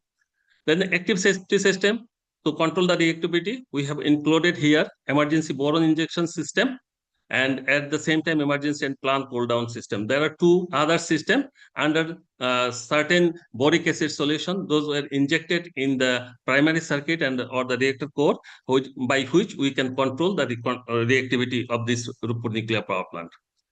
In case of removal of decay heat, so the first stage hydroaccumulator and second stage hydroaccumulator. In the first, there are 12 tanks we have installed in the top of our reactor containment building. But in the first stage hydroaccumulator, it will be operated under 5.9 megapascal pressure. Our reactor will be operated under 16 megapascal. So if any loss of coolant accident happen, that kind of water will be flooded in the reactor core, and that removal of decay heat will be occurred. And at the same time, second stage of hydroaccumulator. And in the passive system, that is even in the steam generator, there are heat removal system. And that heat removal system, there are multiple channels and multiple pumps are operated to operate the passive safety system. And there are also removal of decay heat, there are active safety system, and there are steam generator emergency cool down, also emergency and plant cool down. There are two systems, for one will be operated in the low pressure and other will be operated in the high pressure. Even for the beyond design basis accident, we have incorporated outside the reactor hall, that is another closed circuit with fan cooling tower, which is used for design basis accident. There is another part, confine the reactivity. Yes, my previous speaker has Have two mentioned that minutes, what kind of Lester. Go ahead. containment building we have used. There are double containment, inner and outer. That is active. So I try to skip this as you have mentioned. The Fukushima lesson, what we have learned from the Fukushima, we try to incorporate, we have assessed, as my previous lecturer mentioned, that whether we have assessed or not. Yes, we have assessed that one. The loss of offsite and onsite power lead to core damage, failure of active cooling system, hydrogen explosion due to buildup in containment, need for protection against extreme natural events, importance to severe accident management strategies. Yes, sir. Post-phase safety improvements, those systems were improved. Here in the Roopoor, we have incorporated all those things. The Fukushima, what the recommendations IA has provided, and in the generation 3+ reactor, we incorporated all those in the in our Roopoor nuclear power plant. What kind of passive heat removal system? 70 without power, without intervention of any personnel. So that will be operated. Those kind of system will be operated. It will be removal heat process will be activated. Core catcher for severe accident mitigation. One of the very 700 tons core catcher is installed beneath the reactor vessel, which will help the core meltdown situation, will to address the core meltdown, and that kind of core catcher is installed. Double containment structure. Double containment structure is installed here. In the width of this containment is 1.2, and even it is the airplane strike. If you strike any airplane in the accident scenario case, that kind of containment will be sustained, and it is the double layer, and it is a leak proof and leak tight, and that leak tight system is used to confine the reactivity inside the containment, as there is a pressure gradient installed between the inside of the containment and outside of the containment building. So design resistant, as already we have mentioned, the earthquakes, flooding, and external impacts of any nuclear power plant. So I cannot provide all those answers what my previous lecturer has raised. So I think that in the next, if you allow me some time, then I will provide the rest of the questions which he raised in his previous lecture. And also, I have provided a very summarized form of 20 minutes information about the Roopoor to you. If you have any questions, any queries, any sorts of confusion about my presentation or any other things, whatever you like, you may ask me. I'm ready to provide this answer. Thank you very much, sir. Thank you so much, Dr. Zahid. It was a very, very informative presentation, definitely. And we saw many things that we haven't seen before. আপনি এটাকে ইয়ে করতে পারেন, কি বলে, আনশেয়ার করতে পারেন screen থেকে, power point. G sir. So I think that I personally will be very much interested to see the safety feature slides. There are two of them, যেটা আমাদের আসলে আমরা আগে দেখিনি, and it will be quite important. আমরা ফিরে আসবো এটাতে, এবং আমার ধারণা এখানে সবাই এটাতে একমত হবেন যে এই ধরনের প্রেজেন্টেশন অ্যাকচুয়ালি আমাদের দরকার সবসময়। এবং যেহেতু যেটা ডক্টর বদরুজ্জামান বলেছেন, সেই পরিপ্রেক্ষিতে আমি বলছি যে ওভারঅল পাবলিক অ্যাওয়ারনেস রেইজ করার জন্য মানে আপনার প্রেজেন্টেশন মানে ধরনের প্রেজেন্টেশন খুব গুরুত্বপূর্ণ। কারণ এই ধরনের আদান প্রদান আমরা যদি করতে পারি, তাহলে ওভারঅল আমার যেটা মনে হয় যে নলেজ বেস যেটা আমরা উই আর ল্যাকিং, এবং পোস্ট ফুকুশিমা পৃথিবীর বিভিন্ন দেশে যেভাবে নিউক্লিয়ার পাওয়ার নিয়ে আলোচনা হয়েছে, বাংলাদেশে কিন্তু সেরকম কিছু হয়নি। And I think this was important. এখানে যেমন সেফটি ফিচার আপনি মানে অল্টারনেট সাইকেল মানে ডিজেল জেনারেটর, যেটা ফুকুশিমার মূল কি বলে, যে কারণে ফুকুশিমাটা হলো, ডিজেল জেনারেটর ওয়াজ ইনঅপারেবল। সেখানে বাংলাদেশে যে সমস্ত হচ্ছে, I think it was important. And why it was A 3+ generation reactor, that's also an important জানার জন্য। ডক্টর বদরুজ্জামান এই প্রসঙ্গে আমাদের কথা হচ্ছিল এটা নিয়ে, যে whether Rooppur can be considered a 3+ generation or not, but I think that you have provided part of the answers here. আমি আশা করবো আমরা ফিরে আসবো, আমরা we are running a little bit late. আমি এখন আহ্বান করছি ডক্টর মোহাম্মদ শফিকুল ইসলামকে। উনি department of nuclear engineering professor, Dhaka ইউনিভার্সিটিতে। He served previously as a visiting professor, MIT the visiting professor ছিলেন under Fulbright visiting scholar program. His research focuses on nuclear reactor safety, nuclear security and sustainable energy policy for emerging economies. He has authored more than 100 publications in journals. সবকিছু দেখতে পাবো? Okay please. এটা দেখা যাচ্ছে right. He has authored more than 100 publications in journals and conference proceedings, and also a writer and columnist on nuclear energy and energy policy. Doctor Shafiqul Islam, আপনি আপনার presentation শুরু করতে পারেন, আমরা দেখতে পাচ্ছি আপনার slide. Thank you very much for the kind introductions. I'm truly honored to be invited to today's seminar and to address the esteemed participants from different stakeholders, organizations.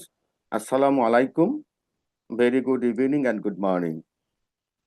Today, I'll be presenting key technical and institutional consideration for Roopoor, especially reactor technology, nuclear reactor safety, nuclear reactor security, nuclear safeguards, and grid reliability, and radioactive waste management, and spent fuel management, nuclear economics considerations, and HRD challenges. Actually, understand that there are so many topics I'm trying to cover, but I will briefly touch on those points. I hope you will be getting updated information. So, before I begin, let me briefly explain the motivation behind these presentations. The introduction সম্ভব of হলে nuclear. বাংলায় বলবেন, আমাদের audience Please. থেকে একটা request আছে, সম্ভব হলে বাংলায় বলবেন। Thank you. Okay. The introduction of nuclear power marks a historic milestone for Bangladesh's sustainable energy future. Understanding its technology, safety features, and long-term benefits is essential for building public confidence and ensuring the successful implementation of the National Nuclear Power Program. As we see that, I have structured the presentations into 5 sections. Section 1 includes reactor technology and nuclear safety features, security features, safeguard features, and addition released during the accidental case, severe accident case, and routine operational case, and grids reliability. Section 2 includes radioactive waste and spent fuel management. And third section includes HRD challenges. And the fourth section includes economics and financial implications. And finally, I'll draw a conclusion and recommendations. Actually, I think everybody will be very interested to know about the economic financial implications. Basically, I heard from the from course presenter, the MD of nuclear power plant company. He touched about the economic viability, but I will give you the actual the cost of the nuclear power for Bangladesh case. I hope you will be love this data and study. So all of you know there are 19 infrastructures to build a nuclear power plant for a newcomer nuclear country. So among the 19 infrastructures, I'll not cover all those infrastructures. I will cover the 8 important issues, as I mentioned, from my first section, say radiation protections, or electricity grid, or safeguard, safety, security, or human resources, etc. So from this slide, you can see the generation of the reactor technology. So generation was, initially it was designed after the Second World War. So generation 1 reactors are no more in operating. Generation 2, mostly the generation 2 reactors are operating globally. Generation 3 plus reactors are very few are operating at this moment. I'll discuss in the next slide, say how many reactors are operating and what kind of the generations. And generation 4 will be the revolutionary design, which will be the future highly safe nuclear reactors. There will be no chance of nuclear accident. Probability of accident will be very low. But for example, there will be that can be, say, very high temperature reactor, gas cooled first reactor, molten salt reactor, lead cooled first reactor, and supercritical water reactor. Also, very interesting features of the generation 4 could be will be the small modular reactors, micro modular reactors. So also for new, all of you may know about, say, small modular reactor will be the very attractive, and also micro modular reactor will be attractive for data center or energy not only energy productions for water desalinations, heat generations and process heat applications, many and green hydrogen generations. So as you see, most of the accidents occurred of the generation 2 reactors. The TMI accident occurred in 1979, and Chernobyl occurred in 1986, and Fukushima accident occurred in 2011. All those reactors were generation 2 reactors. So generation 3 and 3 plus reactors are highly enhanced safety features compared to generation 2 reactors. What are the differences? I'll talk about this. You see that the large reactors, the power capacity will be between 1,000 to 1,600 megawatt, and the initial investment cost could be 3 to 10 billion, and construction times could be 5 to 10 years. For the case of small modular reactors, the power will be maximum 300 megawatt, and for micro modular reactors will be maximum 10 megawatt. And you see the investment cost is very low compared to the large reactors, and micro modular reactors also compared to the mostly lowest, and the construction times also will be less than 1 year for the micro modular reactor, and for small modular reactor will be 3 to 5 years. And you see the as I mentioned earlier, say generation 4 reactors will be not only used for power electricity generations, will be there for multiple purposes. Even the micro modular reactors could be used in the transport as well. And then submarine will be very attractive, nuclear submarine, because a 10 megawatt construction is very, say, short period of time, investment is low, and also the highly safe compared to the large reactors due to the enhanced safety features. And you see then this pie chart, you can understand, say, about the different kinds of reactor technology. The PWR type possesses about 67%. Next is the BWR is 15%, and heavy water reactor is 11%, and gas cooled reactor is 4%, and 0.2% fast breeder reactor mostly is running as a piloting project in Russia, China, India, Japan, and France. So altogether, there are about 440 reactors are operating. Mostly, as I mentioned earlier, say mostly the generation 2 reactors are operating, and among them only a few generation 3 plus reactors, mostly for the cases 30 reactors in altogether, generation 3 plus 36, and generation 1 also is one type of reactor is under construction, is operating in Russia.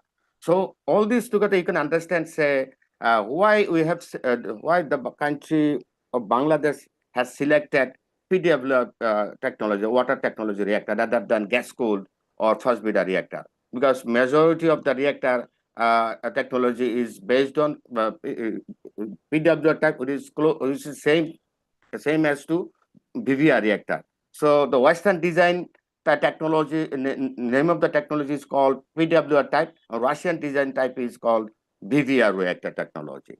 Also, there are few differences between the PWR type design and BVR type design.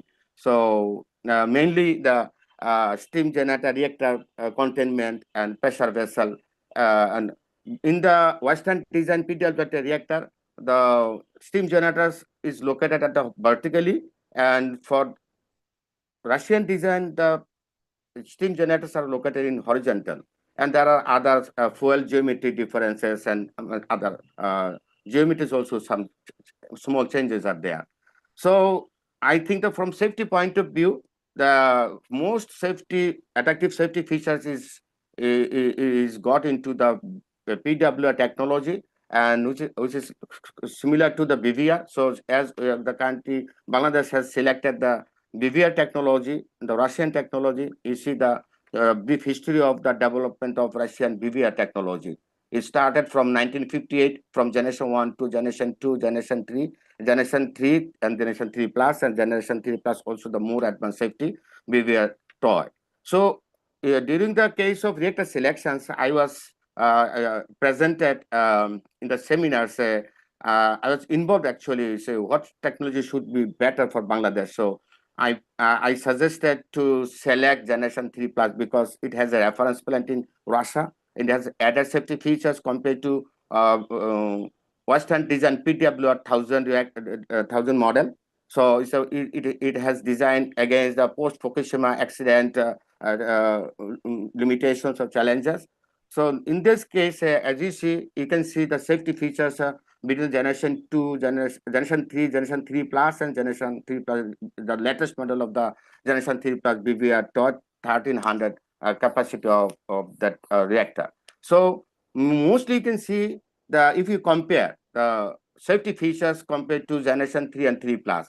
Generation 3 mainly say it is a core catcher, which is a very attractive instrument safety features, passive safety features.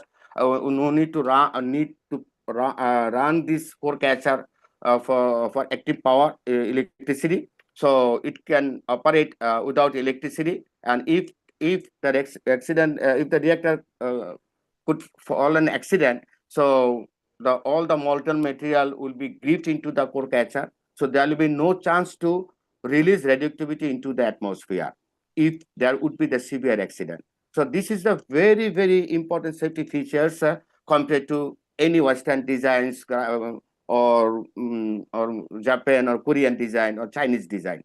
So that's why I say in a densely populated areas like Roopoor, so the government of Bangladesh was very serious about to ensure the safety of the people and population. So in that case, that's why you see that if you compare the parameters between the 2 or 3, so you can find the generation 2 would be the very promising. And as my course presenter already mentioned about the various safety features of the generation 3 plus reactor. So I will not repeat this one. So there are many safety features compared to the AP 1000 Western design. So I'll not repeat. And you can see, say there will be the minimum exclusion zones compared to the other design. So but there is a plan. We should have a plan until 30 kilometer radius from the center because of the over safety or over protection of the nearby resident. So that's why I say, but actually the exclusion zone will be 800 meter and sterilized zone will be 5 kilometer and emergency planning zone will be 30 maximum. So at this case, but if there would be accident, but there is no chance to release radioactivity if the core catcher works properly, because this is the first time introduced core catcher in a generation 3 plus reactor. That's why I say there is no proven data because this is the first time introduced in this technology. So you can see the core catcher. Molten core catcher is a unique safety device designed by Russian engineers. It is installed considering the site condition safety requirements. So it can engrave molten material until 150 tons. So if the whole structure got melted, then it could become say, less than 150 tons of material. So it can give all these materials, including structures and all these things. That's why if it could protect all about the corium of the molten materials, there will be no chance to release radioactivity into the environment. That is the main important issues compared to the other safety features of the nuclear technology and the generation 3 plus nuclear technology. You can see that it also be proven, it should be protected against the security issues. I'll not talk about the safety issue as my co-presenter already mentioned about the safety features. So I'll talk about the security features. So if the adversary or terrorist attack by plane crash, so it can protect the nicely. So in this case, but the present security systems also changes a lot because the present security the previous security concept is like that, say guards, guns and gates. But presently it also added another security issues which is called cyber attack. So geeks. So in that case, there are 4 important issues needs to be considered to protect security issues of our nuclear installations.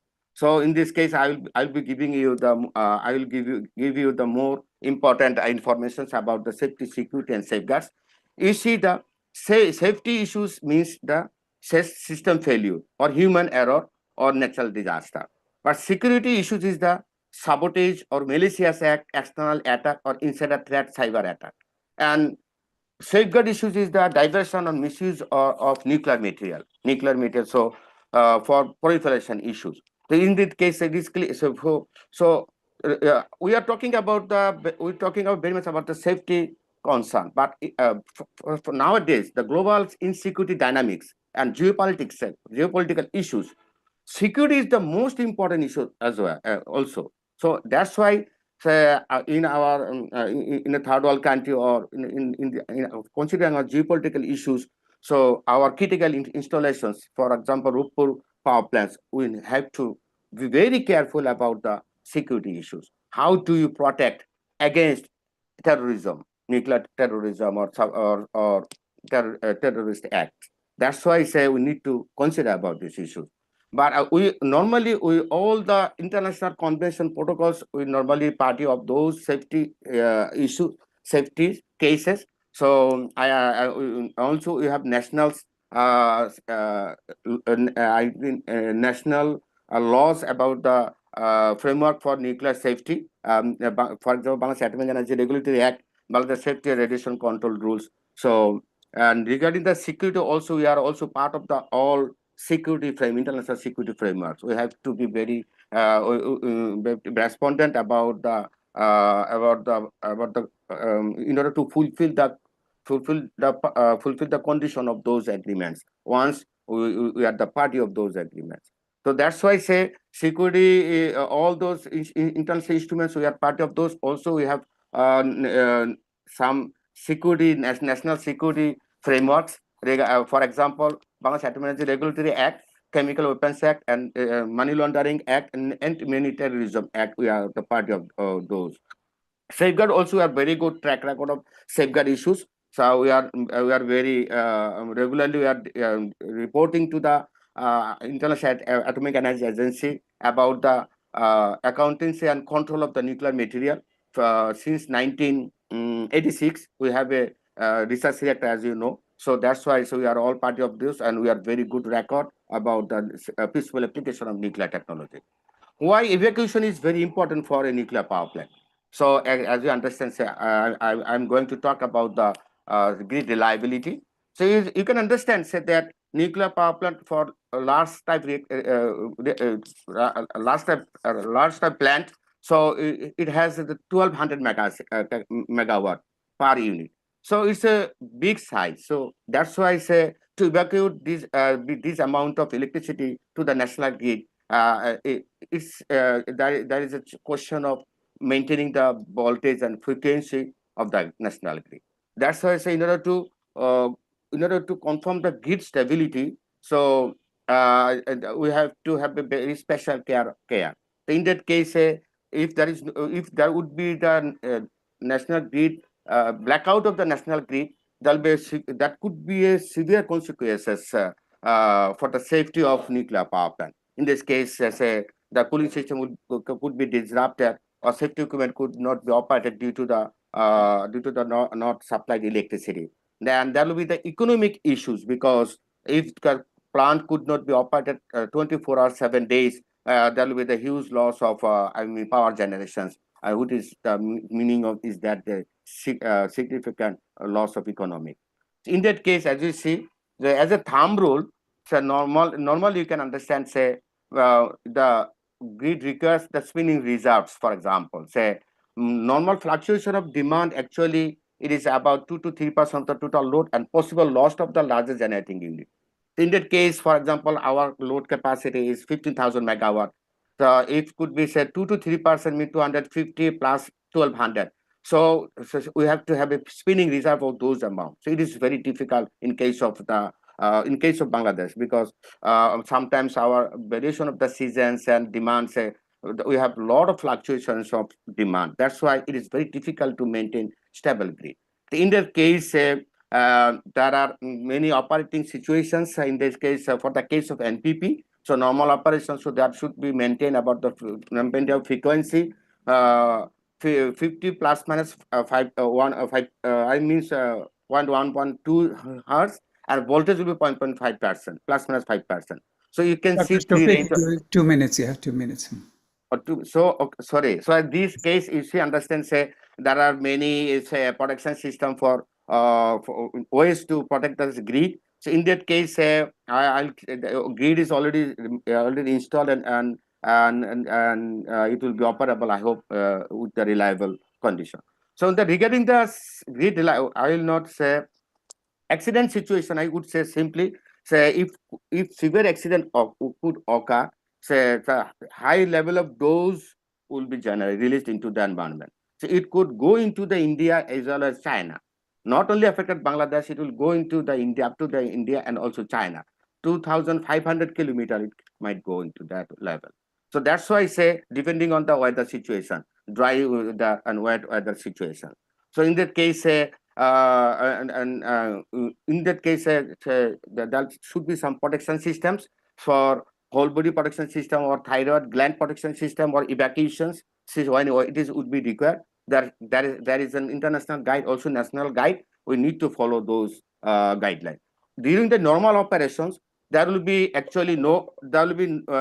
no I think, say, additional release of radioactivity to the environment during the normal operation. Will be very close to the background radiation level. So that's why there will be no worry about the radiation level when it will be operated for 60 years or something like it. There will, unfortunately, will be not accident. So radioactive waste, I think, say, you see, there are many kinds of types of radioactive waste. Normally, the spent fuel is the highly radioactive waste. It is supposed to be sent back to the Russia. There is an agreement, but it should be revisited or something like that. But other level of radioactive waste we have to manage locally, and we have to and it will also deposit permanent deposit. We have to deposit permanently in our country. So we have to have a strong nuclear waste management policy. We need to have a company as well. So regarding the human resources, say, you see, sir, there are 3 milestones and 3 phases during the construction of a nuclear power plant. How many people will be recruited during the 3 phases of the construction lifetime? So it is given as a regulatory body or nuclear power plant operating organization, how many people will be recruited based on the construction progress. So normally the operating organizations, the total staff would be 1,200 for 2 units. Normally, as a thumb rule, per megawatt 0.5 per full-time equivalent people. And regulatory body will be the 150 regulatory body people. So as you see, say that there's a staffing distribution, so based on the discipline. So mechanical will be 47% and electrical 20, chemical. As you see that this IA guidelines is mentioned about that one. And also there'll be no PhD, no masters basically, and will be basically the bachelor's and vocational or diploma level. And you see that, and mostly you can see the NP civil, the total staff is now at this moment is 8,800, and BIRA, there are balance regulatory body, means Bangladesh Administrative Regulatory Body, the total staff is presently 80, and mostly you see the graduate engineer 20 and diploma level 2, and scientist 34 and non-technician 24. And Balance Atomic Energy is the mother organization. At this moment, they have the 800 staff. But the very important comments I would like to say, no nuclear engineers recruited at BSA as of now, you see, say, until so financial issues, so for this is most important issue, the financial part. So I can We'll come just back to it. skip. Yeah. Yeah, Let's I finish can you see that this slide. You see that this slide say about the per unit generation cost will be the, when I calculated in 2020, it was $53 per megawatt hour, per megawatt hour, and now it is 84. And compared to the coal, you see the $1085 per megawatt hour, and gas 65, and HFO 145, and solar and 88 and 85. If you see, say, if you consider again with the if you consider with carbon tax, say $50 per ton of carbon dioxide emissions, you see nuclear there will be no effect, and for coal will be 105, and with carbon considering tax 150, and gas 65, and will be 87.5. You see the what you can understand easily. Say nuclear case, it will be the long-term consideration. If you consider long-term, then nuclear will be highly viable compared to other energy sources as well. So the power purchase agreement will be like that. Say, for example, this is very important. Sir, my recommendations. Say regulatory body should be independent, and nuclear waste management, there should be established nuclear waste management company. At decommissioning strategic funding, there should be arrangement of decommissioning strategic funding and accumulations. And emergency repair response center is not yet established at this moment, I know. So should have some materialize of the emergency repair response center, and international legal commitment. We are the mostly the party, and fuel cycle policy. We should have assured long-term fuel cycle policy. We should not have one single country dependent. We should have multi-country leasing or backup options for remain on, and we should also have a local domestic fuel fabrication capability. We should look for long-term fuel security and grid stability already mentioned, and financial technical support organization. We need to establish technical support organization for operation and maintenance purposes, and liability and insurance. We have to have mechanisms. We have at this moment got, but we need to detailing of those financial mechanism, liability insurance mechanism, and human resource already is answered. I have answered about that. There are other 3 important issues. I should draw your kind attention. There's a nuclear intelligence. So nuclear intelligence, nuclear diplomacy is a very, very important issue for considering the emerging nuclear country of Bangladesh. That's why Bangladesh, most of the events occur due to the not right information by the intelligence groups. So that's why I say, as I say, the Iran issues and other issues, the intelligence, how do we detect the actual informations and then other things and data and probe and record and all these things. So that's why nuclear intelligence should have a good manpower and should have a good unit of nuclear intelligence and with proper skilled manpower and infrastructure development and training as well. And nuclear diplomacy also, we should have other countries, not only dependent, not only considering the single country dependent nuclear diplomacy. We should have also for expanding nuclear power, we should have Western or Japan or other countries actually. That's why we need to have a very good planning for successfully implementing the nuclear power program of Bangladesh. And Mhm. also stakeholder communications, there is a missing of good communications among stakeholders, border guards, coast guards, and other, I think, universities and police and armies and all these things. So, and promoters, and I think promoters and operators and regulators all together, we need to have a good communication strategy. Otherwise, it will be difficult Thank to you. run nuclear power. Thank you so much. Thank you for your kind attention. হ্যাঁ, আপনি এটা share করতে পারেন। Um, এই actually doctor Shafiqul Islam, thank you very much for your presentation. আসলে তো অনেক কিছুই শেষের দিকে এসছে যেগুলো খুবই গুরুত্বপূর্ণ। আমি বেশি সময় নেব না। আমি এই জন্য যেহেতু এখানে অনেক প্রশ্ন এসছে আমাদের চ্যাট বক্সে, আমি খালি বলতে চাইছি যে ওভারঅল যে সমস্ত প্রশ্ন উত্থাপন হয়েছে এবং যে সমস্ত প্রশ্ন উত্তর দেওয়া হয়েছে উভয়ই আসলে গুরুত্বপূর্ণ। আমি খালি 1-2 মিনিট আমি খালি বলতে চাইছি যে প্রথমে ডক্টর বদরুজ্জামান একটা খুব ইন্টারেস্টিং জিনিস উনি বলেছেন যে আদৌ মানে এই ধরনের পাওয়ার প্ল্যান্ট করে যাওয়ার পরে তাকে ডিকমিশন করা বা তাকে বন্ধ করে দেওয়ার কোনো উদাহরণ আছে কিনা উনি অ্যাকচুয়ালি বলতে পারবেন আসলে এরকম উদাহরণ আছে। কাজে এটা খুব আরেক ধরনের সাহসী বক্তব্য, কিন্তু ওভারঅল পাবলিক অ্যাওয়ারনেস তৈরি করার জন্য এই ধরনের প্রশ্নের আলোচনা হওয়া উচিত। ডক্টর জাহিদ হাসান অ্যাকচুয়ালি খুবই ইম্পর্ট্যান্ট একটা জিনিস বলেছেন যেটা হচ্ছে যে recommendation from international bodies inspection করার পরে টোটাল রিকমেন্ডেশন যেখানে অন্যান্য জায়গার তুলনায় কম দেওয়া হয়েছে, which is a positive thing. এবং উনি বেলারুসের যে উল্লেখ করেছেন, আমি বেলারুসের ঘটনাটা একটু অল্প উল্লেখ করতে চাই একটু পরে। প্রথমত এখানে বোথ ডক্টর জাহিদ হাসান এবং শফিকুল ইসলাম জেনারেশন 3+ কেন সেটা স্পেশালি উইথ প্যাসিভ কুলিং এবং কোর ক্যাচার, এইটা নিয়ে ওনারা দুজনেই আলোচনা করেছেন। এবং হয়তো বা আমাদের জন্য এই মুহূর্তে টেকনিক্যালি হয়তো অতটা দরকার নেই বিস্তারিত জানার জন্য, বাট কেন জেনারেশন 3+ পরে আমরা কোথায় যাব, জেনারেশন 4? এবং শফিকুল ইসলাম এই নিয়ে কথা বলেছেন যে বেসিক্যালি জেনারেশন 4 এত বিশাল 1 গিগাওয়াট 1000 মেগাওয়াট প্ল্যান্টের পরিবর্তে why don't we consider like 150 megawatt or 300 megawatt even? এবং উনি বিভিন্ন মানে অ্যাডভান্স টেকনোলজির কথা বলেছেন যেখানে যেমন গ্যাস কোল্ড রিঅ্যাক্টর হতে পারে। এগুলো জিনিসগুলো এখনও প্রস্তাবিত আর কি। আমি খালি বলবো যে ভবিষ্যৎ বাংলাদেশ যদি নিউক্লিয়ার পথটা বিবেচনা করতে থাকে তাহলে নিঃসন্দেহে তাকে উনি যেটা মডুলার রিঅ্যাক্টরের কথা বলছেন বা মাইক্রো রিঅ্যাক্টরের কথা বলছেন সেই পথে যেতে হবে। মাইক্রো রিঅ্যাক্টর তো ইতিমধ্যে ব্যবহার হচ্ছে, যেমন সাবমেরিনে ব্যবহার হয় বা যুদ্ধজাহাজের ক্ষেত্রে ব্যবহার হয় ইত্যাদি। তো আমি বলতে চাইছি যে বাংলাদেশ যদি নিউক্লিয়ার পাওয়ার এক্সপার্টিস ডেভেলপই করে থাকে তাহলে how it can actually use itself in future. এটা কি খালি রূপপুরের মধ্যেই বন্ধ থাকবে না এটা বাইরে যাবে? রূপপুরের মতো আরেকটা বড় প্রতিষ্ঠান আমরা করতে পারবো না, দ্যাটস ফর শিওর। কারণ হচ্ছে আমাদের স্থান নেই এবং earthquake prone, seismically we are in a very hazardous region. রূপপুরের জায়গাটা তুলনামূলকভাবে স্টেবল, কিন্তু ওভারঅল বাংলাদেশে কোনো জায়গায় নেই বলতে গেলে যেটা সিসমিক্যালি স্টেবল আর কি।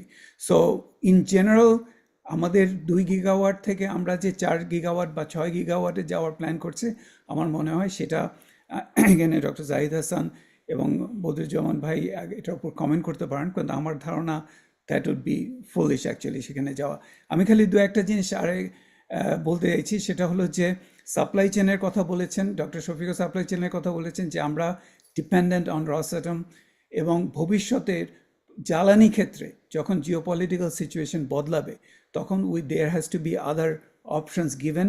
রসঅ্যাটম দিজ আর স্পেশাল আপনার রডস which are not মানে ওয়েস্টার্ন রডের মতো নয়, যে hexagonal structure and things like that.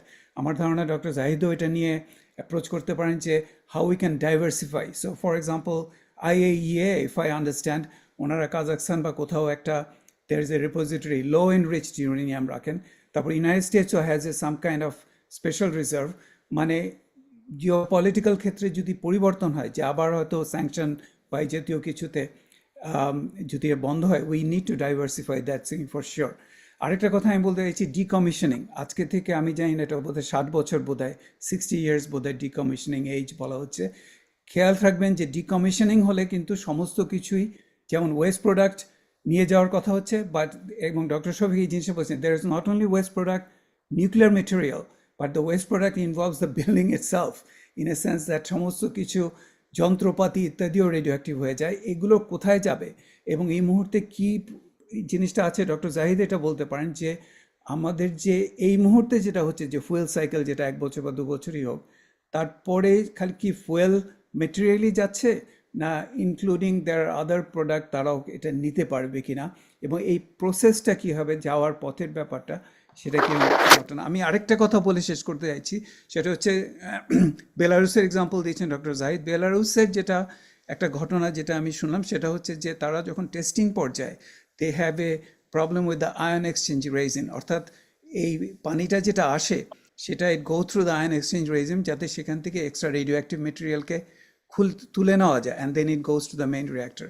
তো they got a leakage into the main reactor. Leakage যদি হয় তাহলে এটা পাওয়ার জেনারেশনের ক্ষেত্রেও এটা প্রভাব রাখতে পারে। তা আমি যতটুকু জানি যে এটা নিয়ে একটা তাদের কিছুদিন বন্ধ ছিল, কিন্তু যেটা ইম্পর্টেন্ট সেটা হচ্ছে এখানে যেটা ডক্টর শফিকও এটা উল্লেখ করেছেন, যে independence of regulatory bodies.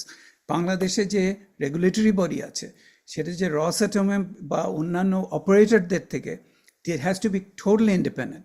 There should not be any type of মানে কি বলে স্বার্থ এটার সাথে জড়িত, এবং কোনো ঘটনাকে চাপা দেওয়া যাবে না।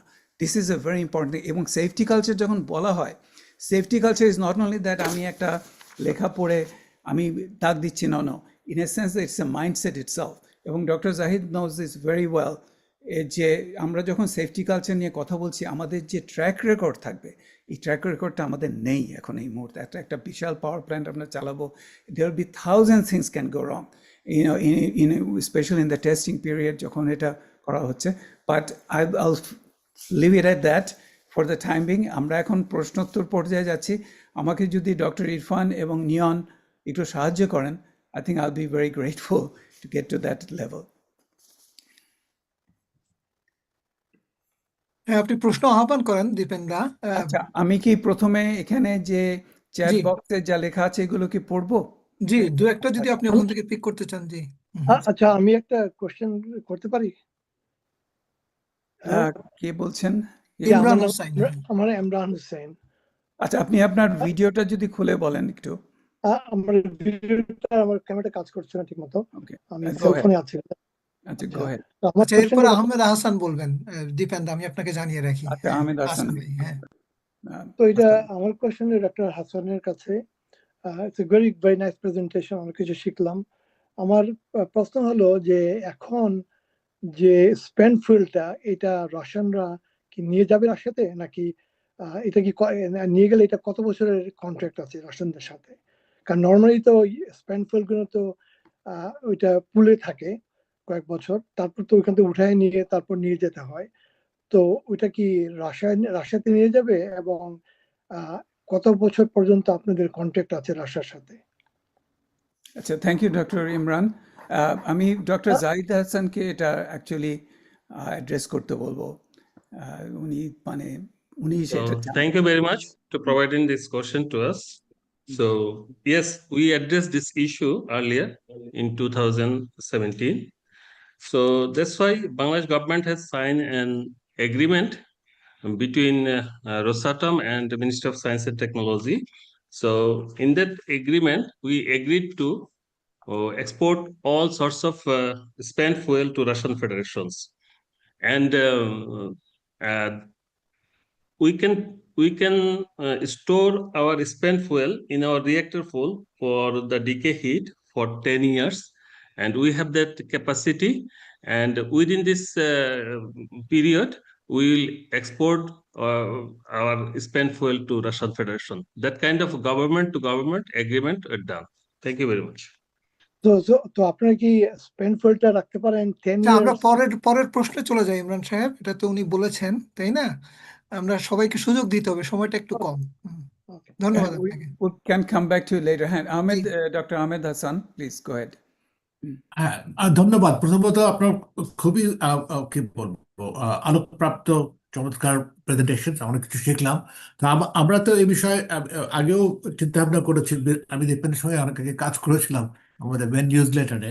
তো আমি যেটা বুঝতে পারছি আপনাদের আলোচনা থেকে, বিশেষ করে ডক্টর বদরুজ্জামান, ডক্টর ইসলামের যে আলোচনাগুলি থেকে এবং শেষের মেট্রিক্স থেকে এবং প্রি অস্ত্রের মিশনের যে কয়েকটা রেকমেন্ডেশন ছিল, আমার কাছে তো মনে হচ্ছে খুব মৌলিক প্রস্তুতি আমাদের এখনো নাই। হ্যাঁ, তারা ফায়ার সেফটি ইকুইপমেন্ট নিয়ে প্রশ্ন করেছিল, তারা মেনটেনেন্স নিয়ে অলরেডি প্রশ্ন করেছিল, যেটা আমি জানি আমার ওয়ার্ল্ড ব্যাংকের অভিজ্ঞতা থেকে তৃতীয় বিশ্বে বড় সমস্যা। আমরা মেশিন শুরু করার আগে মেশিনগুলি ক্ষয় হতে শুরু করে, ঠিকমতো মেনটেনেন্স নাই, সেটা তুলেছিল। ওরা অপারেশনাল স্ট্যান্ডার্ড, লিডারশিপ স্ট্যান্ডার্ড নিয়ে প্রশ্ন করেছিল। তো আমার কাছে তো মনে হয় না যে আমরা এখন প্রস্তুত আছি যে ফুয়েল লোডিং শুরু করা। আমি এ ব্যাপারে যথেষ্ট জ্ঞান নাই, কিন্তু আপনাদের, কারণ আমাদের কিন্তু তাড়াতাড়ি এটা বলতে হবে, কারণ আমাদের তো বোধহয় এখন আমরা শিডিউলে আছি যে ফুয়েল লোডিং শুরু হবে। এর তাৎপর্য কি আমি পুরো জানি না। এর যদি কমিশনিং শুরু হয়ে যায় তাহলে অন্য ব্যাপার হয়ে গেল। আমার শেষ পয়েন্ট হচ্ছে যে এই ইকোনমিক্সে কিন্তু আপনার the argument is very clear. আমরা কিন্তু ওই ঢাকায় একটা ভালো ভালো অর্থনীতিবিদদের মধ্যে সাঙ্ক কস্ট ফ্যালাসি আছে। আমরা 12-13 বিলিয়ন খরচ করে ফেলেছি বলে আমাদের এটা চালাতে হবে। That is a completely wrong argument.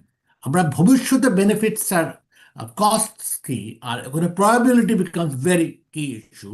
কারণ এটা expected benefits versus expected cost. Expected কস্টের মধ্যে যে আপনারা সেই রিস্কগুলি আইডেন্টিফাই করেছেন, হ্যাঁ, এগুলি বিশাল কস্ট আপনার। তো এই প্রেক্ষিতে থেকে আমরা কি কমিশনিং শুরু করবো কিনা?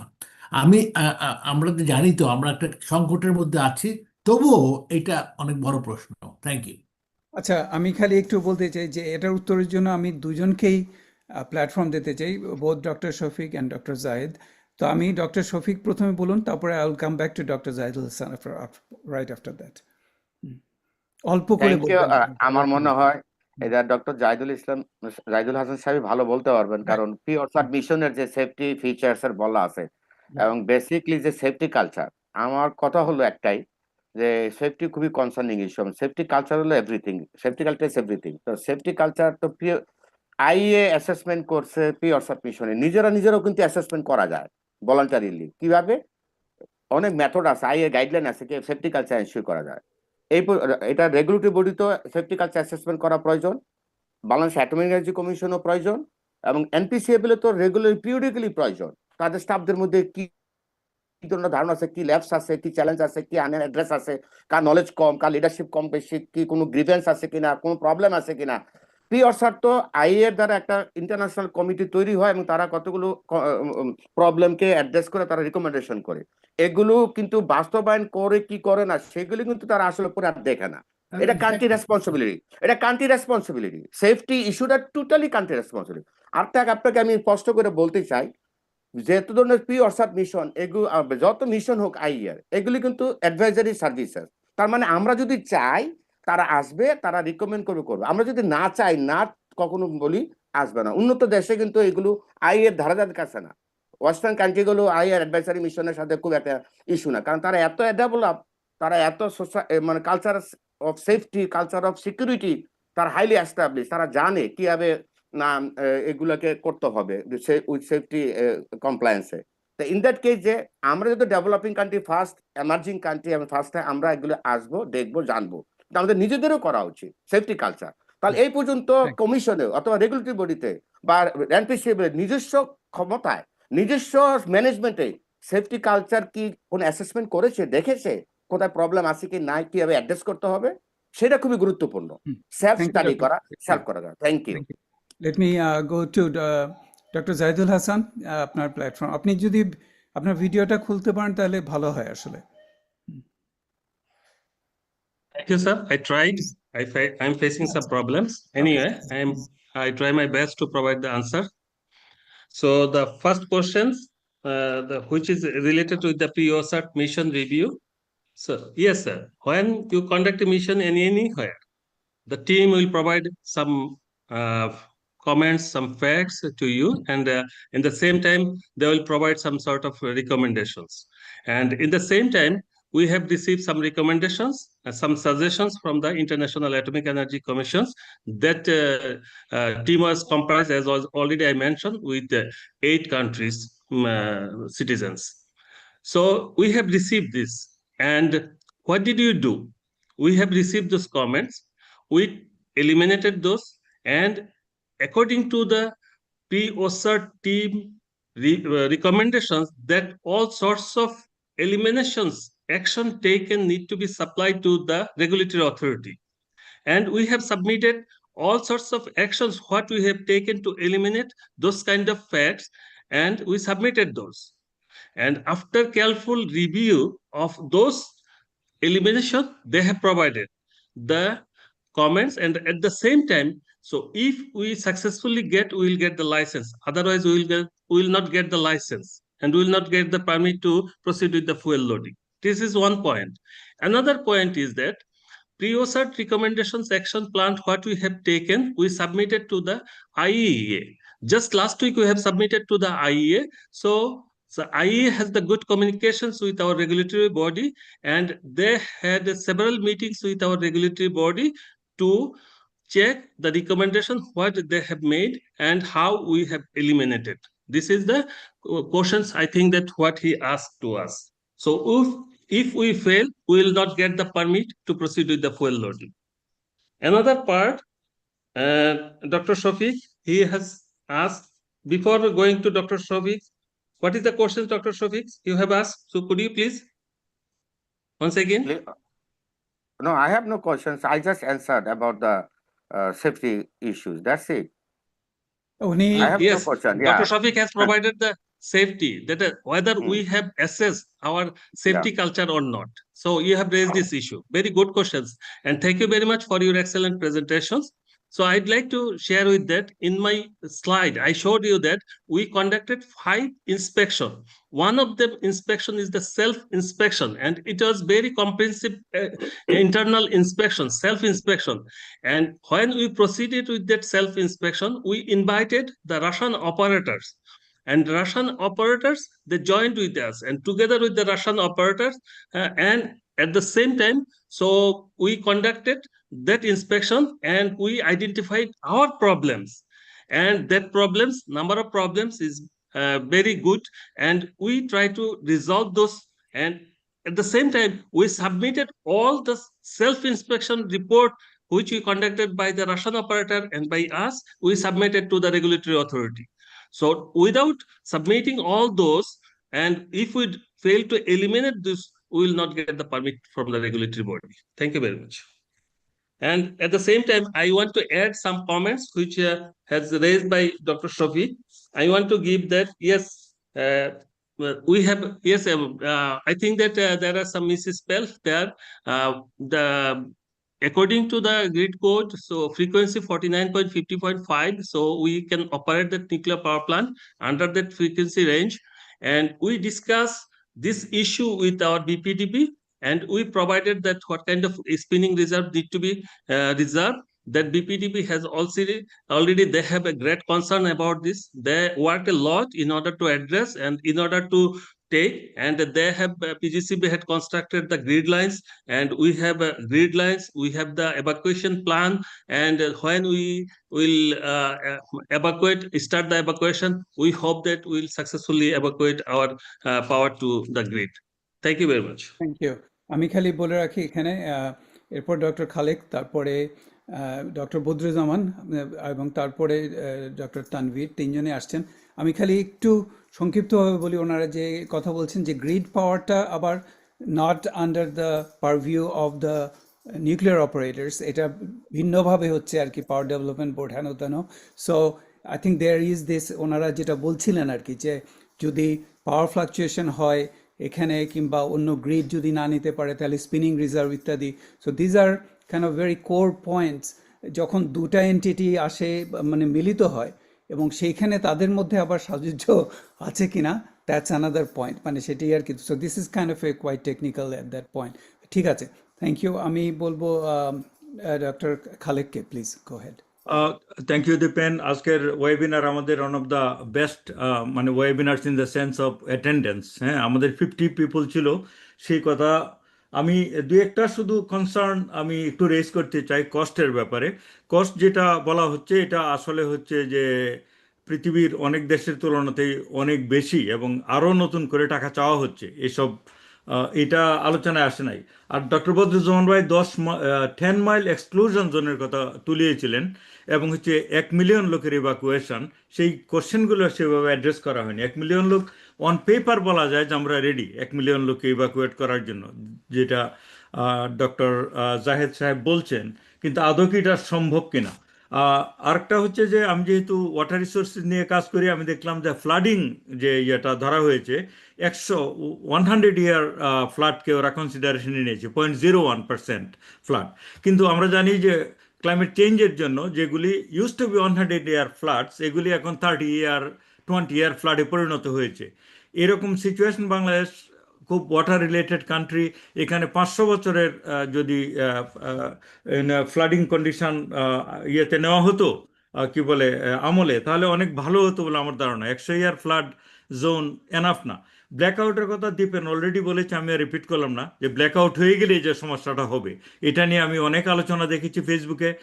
ডক্টর কামরুল হাসান মামুন, ঢাকা ইউনিভার্সিটির বিখ্যাত ফিজিসিস্ট, তিনি সব নিয়ে অনেক পোস্ট করেছেন যে এটা যে একটা প্রবলেম। আর লাস্ট কথাটা আমি বলে শেষ করতে চাই, খুব রিসেন্টলি যে US Bangladesh reciprocal trade deal হলো, সেটার আলোকে আমাদের এই যে নিউক্লিয়ার পাওয়ার প্ল্যান্ট, এটা ভবিষ্যতে আরও সমস্যায় পড়ে যাবে কিনা।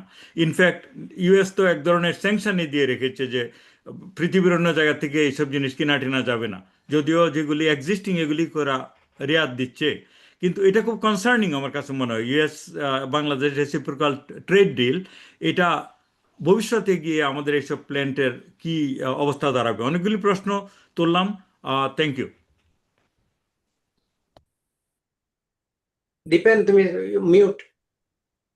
আনমিউট করে নিন। সরি, খালেক, অনেক ধন্যবাদ। আমি তাহলে একটা কাজ করি, আমি এখন বদরুজ্জামান ভাইয়ের কাছে যাই, তারপর তানভীর ভাইয়ের কাছে যাই, তারপরে ওনারা হয়তো একটা সারমর্ম করতে পারেন তার মধ্যে। Is that okay?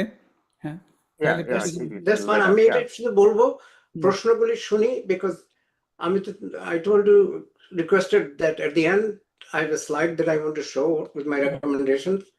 So I'll answer those questions at the time.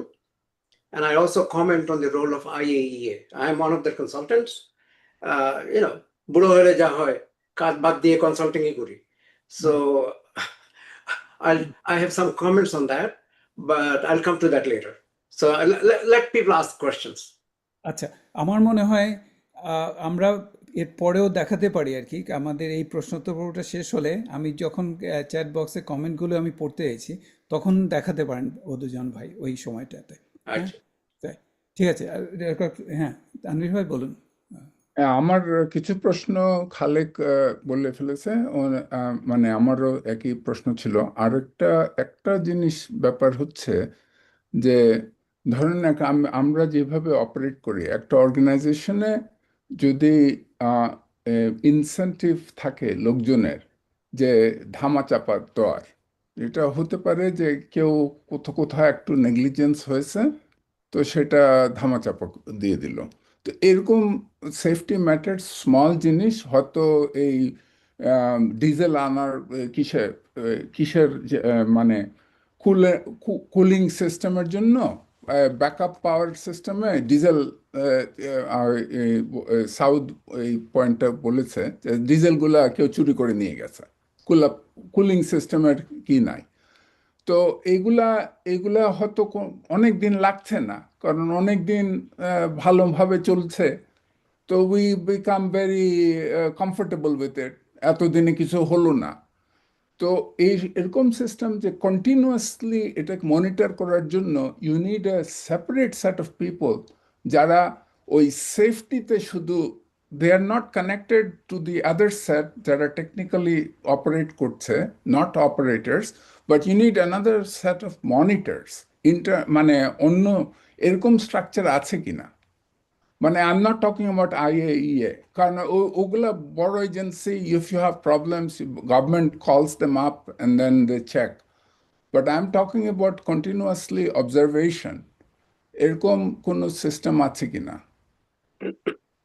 Okay, thank you তানির ভাই। মানে এখানে ওই নিউক্লিয়ার রেগুলেটরি কমিটি একটা অলরেডি আছে, কিন্তু এটা বলবেন এখন আমার মনে হয় doctor Zahid, go head and আপনি বলুন, and then we can come back to doctor Shafiq later জন্য। সো So আপনারা I've go I head. want to start from the last questions. So about the oversight of a Roopoor nuclear power plant. There are multiple organizations that hold oversight, and at the same time now they are oversighting. So one of the most important prestigious organization is the Bangladesh Atomic Energy Commission. They have the various areas of expertise in the from financing to the waste dealing. So they have numerous kind of expertise of Bangladesh Atomic Energy Commissions. Another organization is that is newly born, that is in 2012, from the law of this country, that is the Bangladesh Atomic Energy Regulatory Authority. There are few hundreds of experts, and they are working, and at the same time they have the agreements with Russian regulatory bodies. As already I mentioned that, so the numerous types of inspections were conducted in Bangladesh with the help of Russian regulatory authority, and Russian regulatory authority and Bangladesh regulatory authority combinedly conducted those inspection. And at the same time, Bangladesh Atomic Energy Regulatory Authority, they have the TSO, Technical Support Organization. They have a long-term contact with Technical Support Organization, who name of this organization is BU Safety, which is a famous, as a long history of technical support to the Russian nuclear power plants, which is the BU Safety, and he is a technical support organization of Russian regulatory body. So they have conducted numerous kind of inspection in nuclear power plant, Roopoor nuclear power plant. So as already one of the most important part, they have raised the cost. Yes, sir. So the few months back, so we have revised our project, Bangladesh Atomic Energy Commission. This is not the NPC bill. We are operating organization, and Bangladesh Atomic Energy Commissions, they have revised the project, and that kind of project price hike, it is written everywhere. It is not the price hike.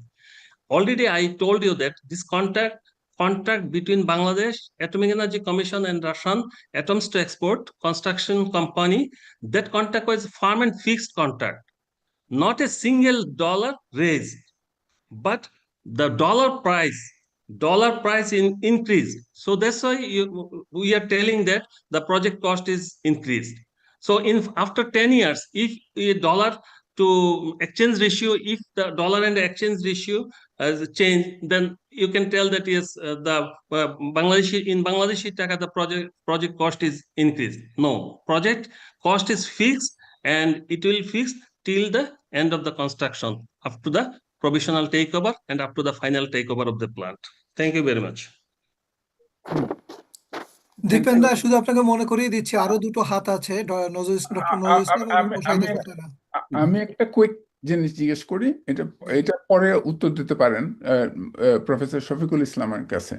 আপনি তো grid instability কথা বলেছেন, power grid instability যখন external blackout হয়, তো এটা প্রশমন করার জন্য এই রিস্কটা নিউক্লিয়ার প্লান্টে, এটা কি বলেছেন, এটা আমি ঠিক বুঝতে পারি নাই। মানে how do you take care of that risk? Thank you. যে আমাদের যে গ্রিডের ইনস্টেবিলিটি নিয়ে যে আমাদের কনসার্নটা, আমি বলেছি যে in case of station black out হলে তো nuclear power plant will be very risky. In that case আমাদের কি মেজার নেওয়া? তো মেজার নেওয়া হলো, একটা হলো ইন কেস অক্সিলারি এখানে মাল্টিপল অল্টারনেটিভস আছে, যে ইউনিট ট্রান্সফরমার দিক দিয়ে অক্সিলারি ট্রান্সফরমার আছে, ইমার্জেন্সি ডিজেল জেনারেটর সেট আছে, মানে নিজের পাওয়ার থাকা, যাতে কোনো কুলিং সিস্টেম গুলো অপারেশনের সত্ত্বে সমস্যা না হয়। কিন্তু ইন এডিশন যদি ফ্রিকুয়েন্টলি যদি গ্রিডের যদি বারবার ব্ল্যাক আউট হয়, তো নিউক্লিয়ার রিঅ্যাক্টর তো আসলে হঠাৎ করে স্টার্ট করা যায় না, বন্ধ করার অনেক প্রক্রিয়া আছে, অনেক ঝামেলা, অনেক রিস্কি টাইপ।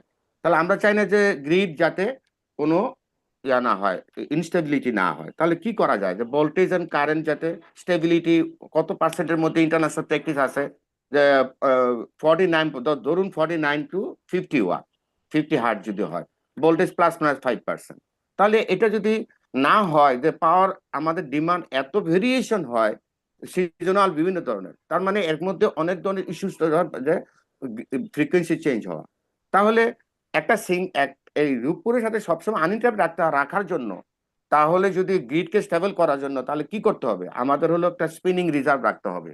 যে স্পিনিং রিজার্ভ যদি সমপরিমাণ অ্যামাউন্ট অফ পাওয়ার যদি কোনো কয়েকগুলো প্ল্যান থেকে রাখতে হবে প্রভিশন, যে in case of station black out যদি না, তাহলে যাতে ওই ভ্যাকুয়ামটা ক্রিয়েট ফিল আপ করার জন্য যে জেনারেটর গুলি আছে অন্য জায়গায়, ওগুলো চালিয়ে লোড ডিমান্ডটা ঠিক রাখতে হবে। তো সেটা হলো যে অন্যান্য পাওয়ার পয়েন্ট গুলো দিয়ে কাভার করা in case of grid instability. তো এটা আবার ম্যাক্সিমাম ক্যাপাসিটিতে প্ল্যান গুলা চলা, সেটার একটা provision, free governor mode operation, তো ব্ল্যাক স্টার্ট অফ, তো এই ধরনের, এবং অল্টারনেটিভ আরো পাথওয়েজ, যে প্রোটেকশন সিস্টেম।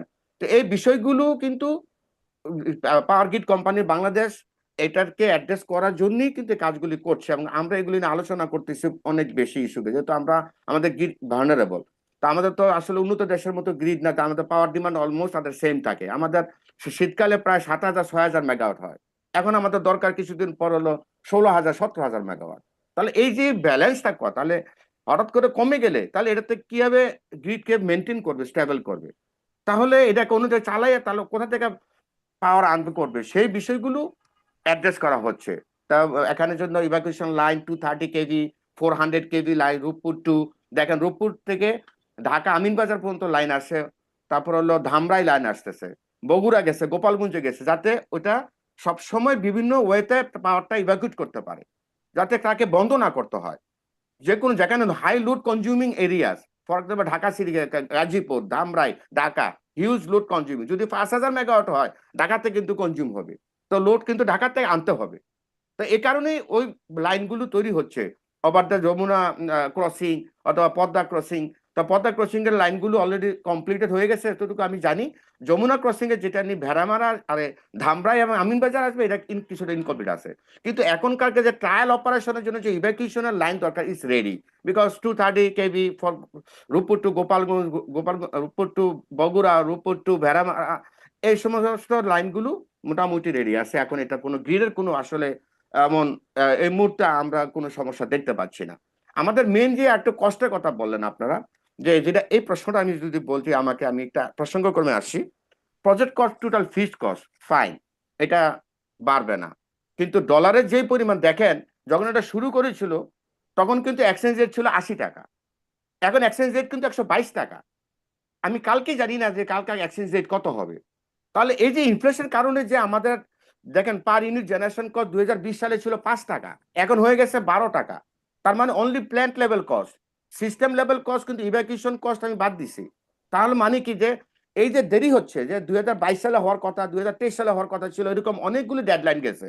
এখন 2026-এ আমরা চিন্তা করছি যে এরা কমিশনিং করবে, কিন্তু বাই দিস টাইম যে কস্ট, যে খালি সিম্পলি প্রজেক্ট কস্ট দিয়ে চিন্তা করলে হবে না। অলরেডি রাশিয়া, বেলারুশে কিন্তু 7 বছরের মধ্যে কমিশনিং করছে, এবং ইউই যারা আরব আমিরাত কিন্তু ফার্স্ট টাইম, তারা কিন্তু 8 বছরের মধ্যে তারা কমিশনিং করেছে। আমাদের কিন্তু 9 বছরের অধিক চলে গেছে।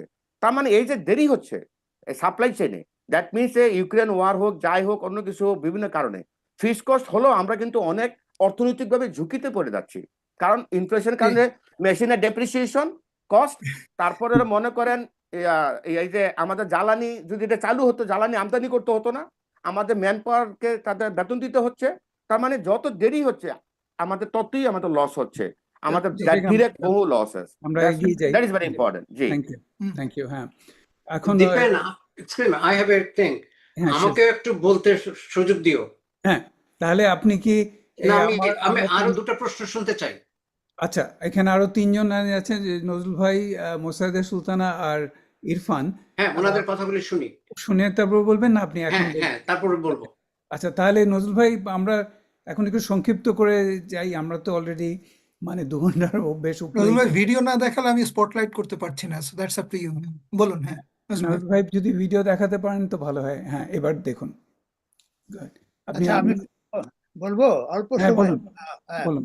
জাস্ট আমার দুইটা অবজারভেশন আছে আর একটা কোয়েশ্চেন আছে।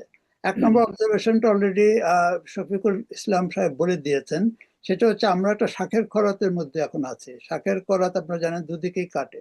আমরা একটা ন্যাশনাল ইন্টারেস্ট থেকে আমাদের এই প্রজেক্টটার সেফটি ইত্যাদি বিষয় নিয়ে অনেক উদ্বিগ্ন, কিন্তু আবার সেই উদ্বেগ মেটাতে মেটাতে যত দেরি হবে তত আমাদের মানে অত্যন্ত বিশাল ব্যয়ের মধ্যে পড়ে যাচ্ছে, যে কথাটা শফিকুল ইসলাম বলে। কাজে আমাদের এখন এই দুই দিকের মধ্যে কোন দিকে যাব, এটা একটা মহা সমস্যা। আচ্ছা, সেকেন্ড অবজারভেশনটা এটা আমি, আচ্ছা আমি জাহিদুল সাহেবের কথাগুলোতে আমার ভালো লেগেছে, উনি খুব পরিষ্কারভাবে কথা বলেন। কিন্তু যেটা আমি ওনার সাথে একটু দ্বিমত, মানে অত স্যাঙ্গুইন হতে পারছেন না উনি। বেশ বলেছেন আমাদের ন্যাশনাল রেগুলেটরি কমিশন আছে, তারপরে ন্যাশনাল অ্যাটমিক এনার্জি কমিশন আছে, আবার ওই কমিশনের সাথে মিলে রাসায়নের সাথে রাসায়ন রেগুলেটরি কমিশনের সাথে মিলে আছে ইত্যাদি অনেকগুলো মানে দেখালেন, যেগুলো এই সমস্ত সেফটি অথবা ইত্যাদি স্ট্যান্ডার্ড এগুলো মানে মানে রক্ষা করার ব্যাপারে অনেকগুলো কাইন্ড অফ আমাদের অ্যারেঞ্জমেন্ট উনি দেখালেন। আমি এগুলোর ব্যাপারে অত আমার আস্থা কম, অত আস্থাবান হতে পারছি না, কারণ আমি সরকারি সংস্থার যেগুলোর সাথে যে একটা ইন্টারাকশন হয়েছে তাতে আমি খুব একটা আশ্বস্ত হতে পারি না। আমি ওয়াটার বোর্ডের, এখানে ডক্টর খালিকুজ্জামান সেও জানেন, এই ওয়াটার যদি আপনি বলেন যে হ্যাঁ ওয়াটার বোর্ড আছে, ওয়াটার বোর্ড বলে তাদের সাথে আইডব্লিউএম আছে, আইডব্লিউএম এর সাথে সিইজিএস আছে, ওরা বলবে বুয়েটের আইএফএফএম আছে, কাজে সব মিলে মনে হয় একটা চমৎকার অ্যারেঞ্জমেন্ট আছে সেফ গার্ডের ইত্যাদি ইত্যাদি ইত্যাদি। কিন্তু ভিতরে দেখা যাবে, খোঁজ নিলে দেখা যাবে সব কলিউসিভ একটা অ্যারেঞ্জমেন্টের মধ্যে আছে তারা, এবং অ্যাকচুয়ালি কিছুই মানে আপনি সত্যিকার অর্থে মানে জেনুইন কোনো সেফগার্ড সেভাবে নাই। কাজে অ্যাটমিক এনার্জির ব্যাপারেও এটা খুব একটা একই দেশ, তো আমরা জানি এই দেশের মধ্যে কালচার একই, ব্যাপার স্যাপার একই রকম হয়। কাজে আমি এ ব্যাপারে অতটা ওনার মতো নিরাপদ বোধ করছি না। কিন্তু যেটা এখন ওভাররাইডিং কনসার্ন হয়ে যাচ্ছে সেটা হচ্ছে শ্বেতহস্তি বললেন যাই বলেন, আমরা তো $10 বিলিয়ন $11 সাঙ্ক কস্ট হয়ে গেছে। প্রত্যেক মিনিটে মিনিটে এটা একটা ইন্টারেস্ট কস্ট আছে এবং এটা ডিপ্রিসিয়েশন কস্ট আছে। কাজে আমাদের জন্য তো খুব ইম্পারেটিভ হয়ে গেছে যত তাড়াতাড়ি এটা কাজে আনা যায়। কাজে সেটা কি করে করবেন এটা আপনাদের ভাবতে হবে। এটা দুটো অবজারভেশন। আর কোশ্চেন একটা এগেন ওয়াটারের দৃষ্টিকোণ থেকে আমার এটা অত পরিমাণটা জানার নাই। এখানে আমাদের ছিলেন সুফিয়ান খন্দকার, উনি এসব বিষয়ে থাকলে আজকে উনি আলোচনাটাতে আরো সমৃদ্ধ করতে পারতেন। মানে পানি তো নেওয়া হবে ঠান্ডা করার জন্য, তো সেই পানিটা আবার পদ্মাতে ছাড়া হবে, এটার ম্যাগনিটিউডটা কিরকম, এবং এটা ছাড়ার আগে কি পদ্মা নদীর পানির যে টেম্পারেচার সেই পর্যায়ে নামিয়ে এনে ছাড়া হবে, নাকি ওটা তো গরম হয়ে যাবে ভিতরে নিয়ে কুল করতে, যে ওই গরমটাই ছাড়া হবে? এই বিষয়টা একটু যদি পরিষ্কার করেন, কারণ গরম যদি ছাড়া হয় তাহলে এটা একটা এবং ওই পরিমাণটা যদি একটা এনাফ পরিমাণের হয় তাহলে কিন্তু ওটা একটা ইম্প্যাক্ট হবে, বেশ ভালো ইম্প্যাক্ট হবে। কাজে সেই বিষয়ে আমি অত অবহিত নই, কাজে এ ব্যাপারে যদি একটু বলতে পারেন তাহলে একটু উপকৃত হবে। সবশেষে আর বলার সুযোগ পাবো না, আমি অত্যন্ত সবাইকে ধন্যবাদ জানাচ্ছি চমৎকার এই ওয়েবিনার আয়োজনের জন্য।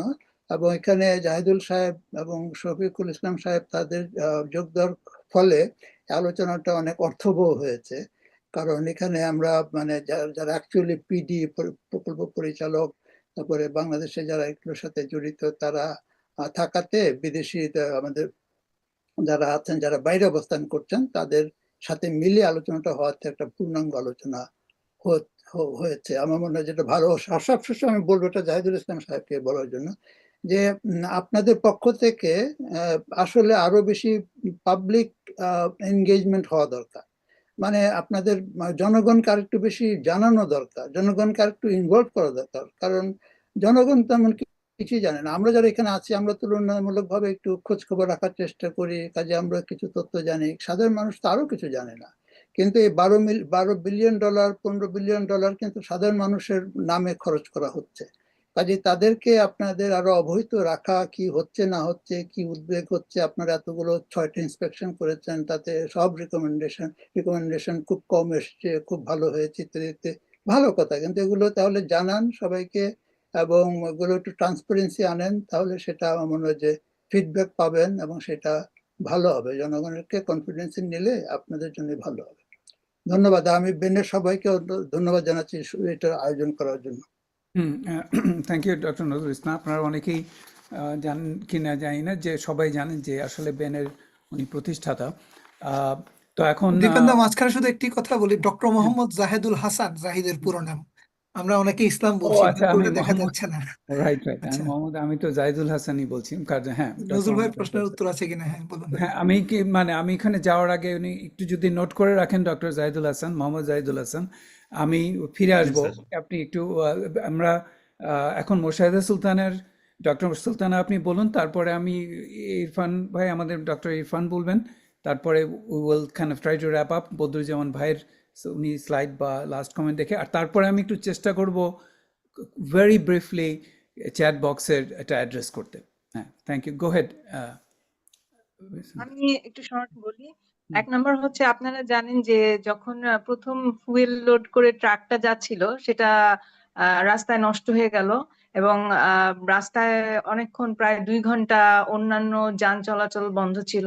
তারপরে আমরা আবার দেখলাম যে আহ, একটা ঘটনা ঘটেছে যে বেশ কয়েকজন এমপ্লয়ি যাদেরকে নিয়োগ দেওয়া হয়েছিল, তাদের মধ্যে কেউ কেউ মানে স্বজনপ্রীতির কারণে সুযোগ পেয়েছিলেন চাকরিতে, এবং তাদের কারোর সেই যোগ্যতাটা ছিল না। এবং খুবই important, I I don't remember, ওই যে ওটা ছিল আপনার radio activity specialist or something, যারা এটাকে মনিটর করে, মনিটর ওরকম একজনকে, যিনি আগে হাসপাতালে কাজ করেছেন রেডিয়েশন নিয়ে, তাকে এখানে এমপ্লয় করা হয়েছে, কিন্তু তার যোগ্যতা এগুলোর সাথে মেলে নাই।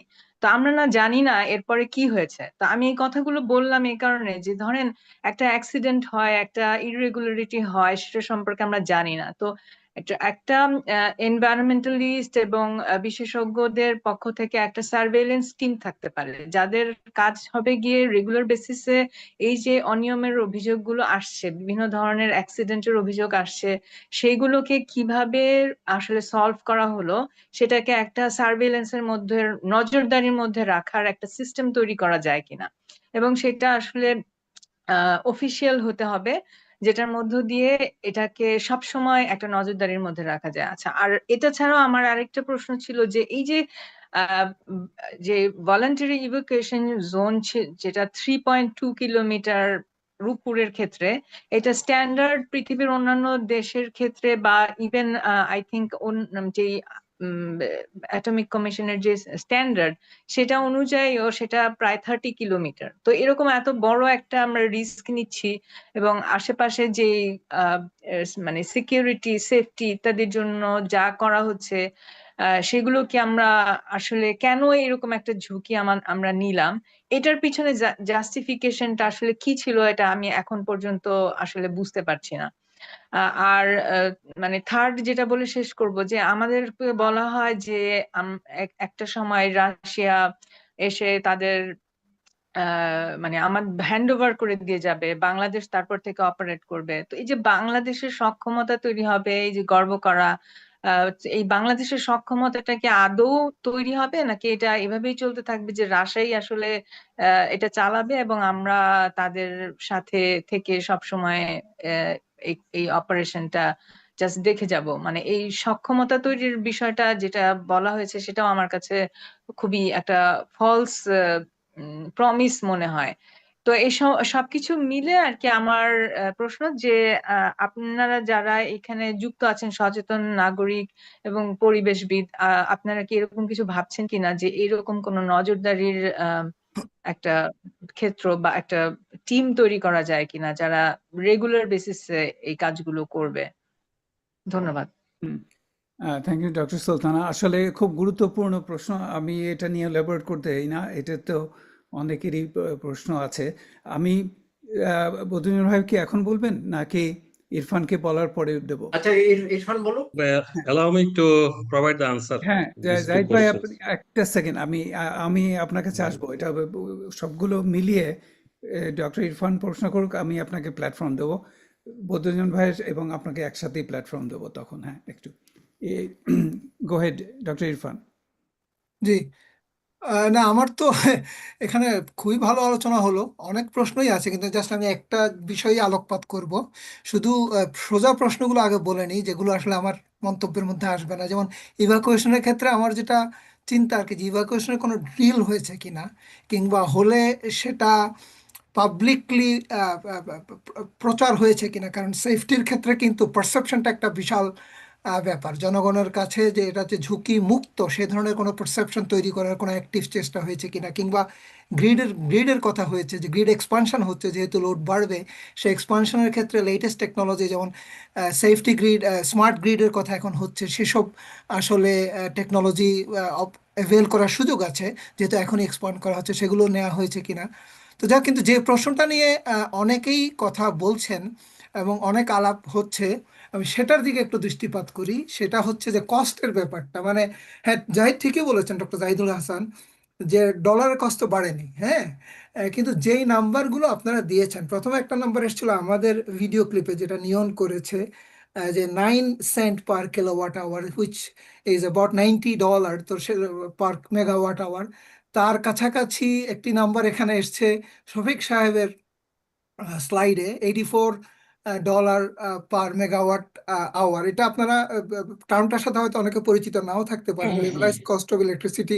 এটার ভিতরে কিন্তু ওই যেটাকে সাঙ্ক কস্ট বলে বলছেন, বা এই নিয়ে হাসান ভাইয়ের এখনো হয়তো কথা আছে, মানে প্ল্যান্ট কস্ট থেকে শুরু করে, আর আমরা তো জানি জেনারেশন কস্ট নিউক্লিয়ারের ক্ষেত্রে খুব একটা নেই, যেহেতু ফুয়েলের কস্ট নেই। সো মূলত এটা প্ল্যান্টের কস্ট, এবং এটাকে এক্সপান্ড করা হয় পুরো লাইফ টাইমে করে, সেটাকে পার কিলোওয়াট আওয়ার বা পার মেগাওয়াট আওয়ারে কনভার্ট করা হয়।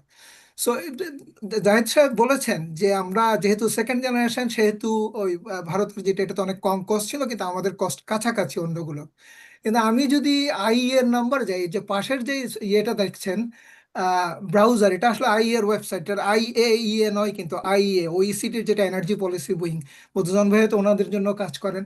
তাদের যে কস্টগুলি এখানে আপনি যদি দেখেন, নিউক্লিয়ারের ক্ষেত্রে মিডিয়ান কস্ট হচ্ছে $69 পার মেগাওয়াট আওয়ার, হ্যাঁ। আর আপার কোয়ার্টাইলের চেয়ে আমরা উপরে, আপার কোয়ার্টাইলে আছে হচ্ছে আপনার $75 পার মেগাওয়াট আওয়ার। তবে ম্যাক্সিমামটার চেয়ে আমরা এখনো কম আছি, হ্যাঁ। আমরা আমাদের 84, আপনারা পাশেই দেখতে পাচ্ছেন স্লাইড গুলো। আচ্ছা, এটা হচ্ছে রেগুলার নিউক্লিয়ার, কিন্তু ডক্টর জাহিদুল হাসান তার প্রেজেন্টেশনে বলেছেন আপনারা ওই 60 to 80 ইয়ার ইয়াতে লাইফ টাইমে যাচ্ছেন। তো সেই লাইফ টাইমে যদি যাই, এটাকে মানে লং টার্ম অপারেশনের কস্ট কিন্তু আরো অনেক কম। $32 পার মেগাওয়াট আওয়ার হচ্ছে মিডিয়ান কস্ট, আর আপার কোয়ার্টাইল বা ম্যাক্সিমাম কস্ট $35 মতো। অর্থাৎ আমি যেটা বলতে চাচ্ছি, কস্টের দিক থেকে কিন্তু আমাদের এই $84 অলমোস্ট 3 গুণের কাছাকাছি, হ্যাঁ। যে এর যে নাম্বার, তার এই সমস্ত কিছু ধরে হোক, ডলার ডিভ্যালুয়েশন বা সবকিছু ধরে, আর এরপরে তো হ্যাঁ, কার্বন কস্ট যেহেতু কম হবে, সেটাকে ধরলে হয়তো কিছুটা সুবিধা হবে কস্টের দিক থেকে। কিন্তু যেটা হাসান ভাই বললেন যে ডিকমিশনিং এর কথা হচ্ছে, এবং অন্যান্য কস্ট, টেকনোলজি এবং কস্ট সবকিছু মিলে আহ, কতটুকু বেড়ে যায়। ইনফ্যাক্ট এই মুহূর্তে আপনারা যারা নেটফ্লিক্স দেখেন, এই মাসেই একটি মুভি এসছে, কালকে আমি বদরুজ্জামান ভাইকে বলছিলাম, ব্রাজিলের গইয়া বা এই ধরনের কোনো নাম, গইয়ানা, যেখানে ওই চেরনোবিলের পরে পরে একটি খুব সিম্পল একটি জিনিস, একটি যারা রেডিও থেরাপি দেয় এরকম একটি জিনিস, সেটি দেখা গেল ঠিক মতো ডিকমিশনিং হয়নি। তারপরে যে ভাঙ্গারির দোকান আমরা যেখানে বলি, তারা এটা নিয়ে এটাকে খুঁটে এটার মধ্যে থেকে সিজিএম পাউডার বের করেছে, সেটা মানুষের লাঙে চলে গেছে। সেটা থেকে যেহেতু মানে ইলুমিনেসেন্স বের হচ্ছিল, অনেকে এটাকে মনে করছে এটাকে ইয়েতে দিচ্ছে, দেবতার পায়ে দিচ্ছে, সবকিছু মিলায় বিশাল প্রায় 1-1.5 লাখ লোককে তাদেরকে ডিকন্টামিনেট করতে হয়েছে। তো বিশাল খরচ, এবং এগুলোর জন্য যে প্রোটোকল, যে ড্রিল, এগুলো যে আমরা করেছি, তার কোনো মানে নমুনা তো আমি মিডিয়াতে দেখিনি, বা এই মুহূর্তে তো দেখার কথা, তাই না? তো এই জন্যই আমার প্রশ্নটা সবার মতো ঝুঁকির দিকে, কিন্তু আমিও খুব শঙ্কিত। হ্যাঁ, আমাদের ইয়ে দরকার, এবং এটি আমাদের বর্তমান জেনারেশন ক্যাপাসিটির প্রায় 1/10 দিচ্ছে এই দুটো প্ল্যান্ট যখন পুরোপুরি হবে, কিন্তু at the cost of what? It ঠিক আছে, can't be at the cost of human lives. ধন্যবাদ। ঠিক আছে ডক্টর ইরফান। হ্যাঁ, মধুজন ভাই বলুন, তারপরে আমি। না, ডক্টর জাহিদ হাসান বলেন, কারণ ওনার প্রতি তো অনেকগুলো প্রশ্ন ডিরেক্টেড হয়েছে। হুম, হ্যাঁ, doctor Yes, sir. Zahid, go head. Hmm, Thank you, sir. So I want to provide my sincere thanks to Nazrul sir. He provided very interesting question to us about the water. Yes, we are using water from the Podda River, and we have studied the water flow of Podda River, and during the summer season, and we have studied last 50 years data, and we consider the minimal flow of Podda River, and considering that minimal flow, how much water we can take. and we found that the 1% water of minimum flow.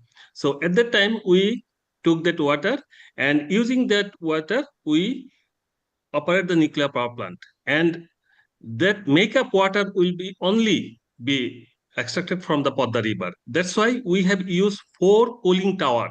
This is very interesting for Roopoor nuclear power plant, that it is different from other nuclear power plant. For 2 units, we are using 4 cooling tower, that, and we are using very low amount of makeup water, and we don't dispose our water to the river. Just we will use the makeup water to make up our system to cool. And even if we dispose any water to the river, that will be tested, and the temperature, obviously, that will be, everything will be tested. And if we found that this is safest, and only then we can dispose this water to the river. And that's why we have installed several monitoring stations over the all over the area, 23 monitoring stations all over the area of Roopoor and Beramara, as well as the vicinity of the Roopoor nuclear power plant. And constantly we are monitoring the various parameters from the environment, and we are collecting regularly the samples from various positions, and we are trying to provide this information to our that is on-site station. And we have installed a Dhaka 3 stations, that is monitoring stations, and one in the city monitoring station, that is our far from the Roopoor, that is Ishordi. And from the city monitoring station, all sorts of 600 parameters can be observed. From Dhaka, we can observe 600 parameters about the Roopoor nuclear power plant sitting at the Dhaka. That we installed that city center at near the Shahbag, our old Atomic Energy Center office. One in Agargaon, that is our NPCBL head office. Another one, Bangladesh Atomic Energy Commission's head office. The second questions Nozul sir raised about the public engagement. Yes, this is a very good suggestions, and we try to follow that one. And if you investigate our national newspaper, last few months, I have provided, I have the reply what I provided to the journalist, more than 20 or maybe 30 news published in the name of myself. I provided information to provide to the public. So if you Google those news, then you can find those. Even though I sincerely take the Nozul sir comments, we will try to provide institutionally those information to the public, and we will engage our team, and we will enhance our team about the public awareness. So next person, Dr. Sultana. So what she has provided information which is recently published.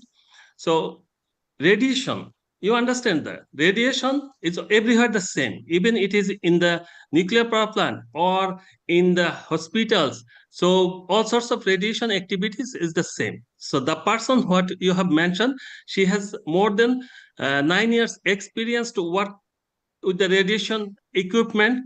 She has the experience to handle the radiation, and she has completed her masters from a very reputed public university. And after participating in a competing exam, they were recruited. We have recruited several engineers and physicists, nuclear engineers, and our recruitment policy is too strict. We did not conduct our recruitment by ourselves. NPCBL did not conduct the recruitment by who conducted this recruitment. That is Dhaka University and BUET. So we have hand over all our responsibility to Dhaka University and BUET. BUET and Dhaka University, they conducted the examinations. They prepared the question papers, and they conducted the examinations, and after competitive exams they were recruited. So that is the answer of this, her first question. And about, she mentioned about the oversight. Yes, before starting of the construction of the Roopoor nuclear power plant, the independent organizations were formed enacted a law which is named as Bangladesh Atomic Energy Regulatory Act. According to that act, that institution, that organization was formed in 2012, and that responsibility was given to that independent organizations to oversight, to regulate, and to monitor all sorts of activities of nuclear power plant and the nuclear power plant related activities. Another third question she raised about our capability. So again, I want to tell that IEA mission was conducted not to assess any foreigners. A mission were conducted to assess the NPCBL operators. So those who will operate the nuclear power plant, that International Atomic Energy Agency assess, and mission were conducted to assess our personnel. And after reviewing, after thoroughly 3 weeks long 3 weeks investigations, they have assessed and they have provided the recommendation and suggestions. So, and we have eliminated all those suggestions is submitted back. And I told you that we have submitted the report to Atomic Energy Regulatory Authority. It is a close tie between that inspection OSAR team with our regulatory authority. And we want to tell another information that, so we send our 1,000 engineers, physicists, chemists, as well as nuclear engineers to Russian federations, and they have received 12,000 man-month. That means in average, every person has received 1 year training from Russian Federation. And that training was divided into class lecture, exam, participation in the Russian nuclear power plant. And the highest training for a single person, those who will in the prime locations, they have received 42 months training. Those who will operate 36 persons in each unit, they will perform the main task, and they have performed that main task. They have received 42 months training from Russian federations, from the theoretical training, from the practical, as well as the on-job training in the Russian nuclear power plant. After coming back here, those personnel has to proceed with a knowledge assessment exam. That knowledge assessment exam was conducted by our specialist, senior specialist, under the guidance of the nuclear power plant board. And after knowledge assessment, those who have passed, they have participated in the on-job training here in Roopoor nuclear power plant. On-job training, after completion of the on-job training, there those who will participate in the main task, they has to go through a exam in which is conducted by the Bangladesh Atomic Energy Regulatory Authority. And after getting license, only they can, already they have received the license, and only after that on we are allowed to proceed with the that is independent work permit. Otherwise, we cannot provide. So after completion, all those critical and very complex assessment procedure, they have assigned the independent work permit. And without that independent work permit, without fulfilling those, they are not allowed to proceed with that one. Even though for the first few months or few years, we are trying to take a minimal number of very high-level experts from Russian Federation, but after that, we understand that we are independent. We can independently run the nuclear power plant, but for the confidence. So I think that government might think, still we don't have any decision, government might think. But if the government does not think that we don't need any external help, but we will proceed with. If the regulatory body provides any sorts of recommendation, we will follow that part. The third persons that Dr. Irfan, what he has provided the evacuation and the drill, except that is evacuation process is bit different according to Russian normative documents, as it is a generation 3+ reactor. That evacuation scheme is different than other nuclear power plant. So this zones were developed according to the Russian normative documents, and we have proceeded all sorts of drill. That is in case of emergency, because it is the most important area which is also investigated by the International Atomic Energy Commissions. Only one area we are waiting. We will proceed with that one after discussions with the disaster management, that any sorts of we will proceed with any kind of drill, whether it is needed or not. Still today, we don't feel that we need any evacuation of the vicinity, because according to the Russian normative documents, that's what we are following, because they are using plenty of nuclear power plant in their country. So that kind of drill is not required. But in order to evacuate or any other reason, so 19 districts were incorporated, and we have developed all sorts of documentations that what we need to do in case of any sorts of emergency. So that is another question, that the grid expansion. Yes, grid expansion. What I want to tell you that when we started our nuclear journey in 2015, 2016, PGCB, Power Grid Company Bangladesh Limited, they have engaged one organization from Russian Federation to investigate our grid. And they have provided a very serious recommendations and study report to our grid company, and the grid company are now following to address the nuclear power plant in order to incorporate that nuclear power plant in the grid. And we hope that the Russian company, the study report, what they have provided, this is the sufficient enough for the first year's time being. But in case of in the further nuclear expansion of the nuclear power plant, obviously we need to address the smart grid. About the cost of this one, Dr. Irfan has provided the $69, which is 7 cents per kilowatt hour. That means the 8 to 9 taka. Already, Dr. Shafiq, he has provided the same types of information, similar 9.6 taka. So, which is very much similar. So that their study report, it is the economical study report. We have conducted both kind of study, that is economical and financial. According to that study report, what I can claim to you that even the last few years successively we have conducted that kind of calculations, and we found that the nuclear power plant's price of electricity is much more cheaper than any other options, whatever you can select. Another part কিন্তু is the long term cost Dr. কিন্তু Irfan. আপনার double Yes, আচ্ছা ঠিক sir. আছে go ahead Dr. Zahir go ahead PPS about the sabotage, insider threat, that is any kind of missing of any nuclear materials. So yes, that was thoroughly we thought about this issue.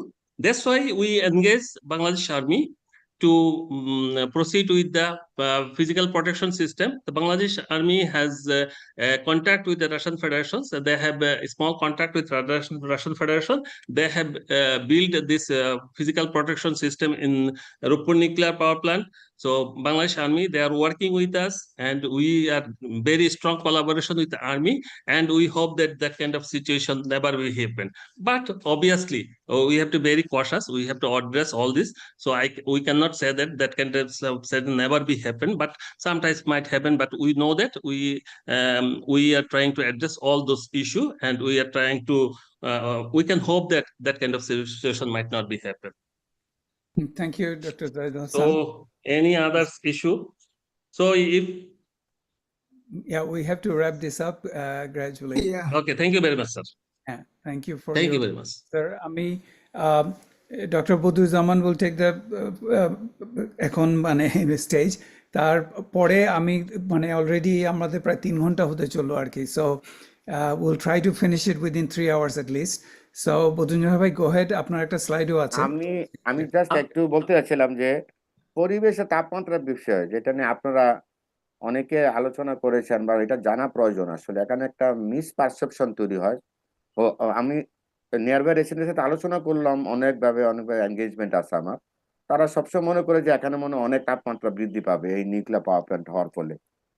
আসলে যদি আমরা যেটা scientifically দেখি, আমরা যদি চিন্তা করি, এখানে তাপমাত্রা কিন্তু 1 ডিগ্রি 1.5 ডিগ্রি সেলসিয়াসের বেশি হওয়ার কথা না।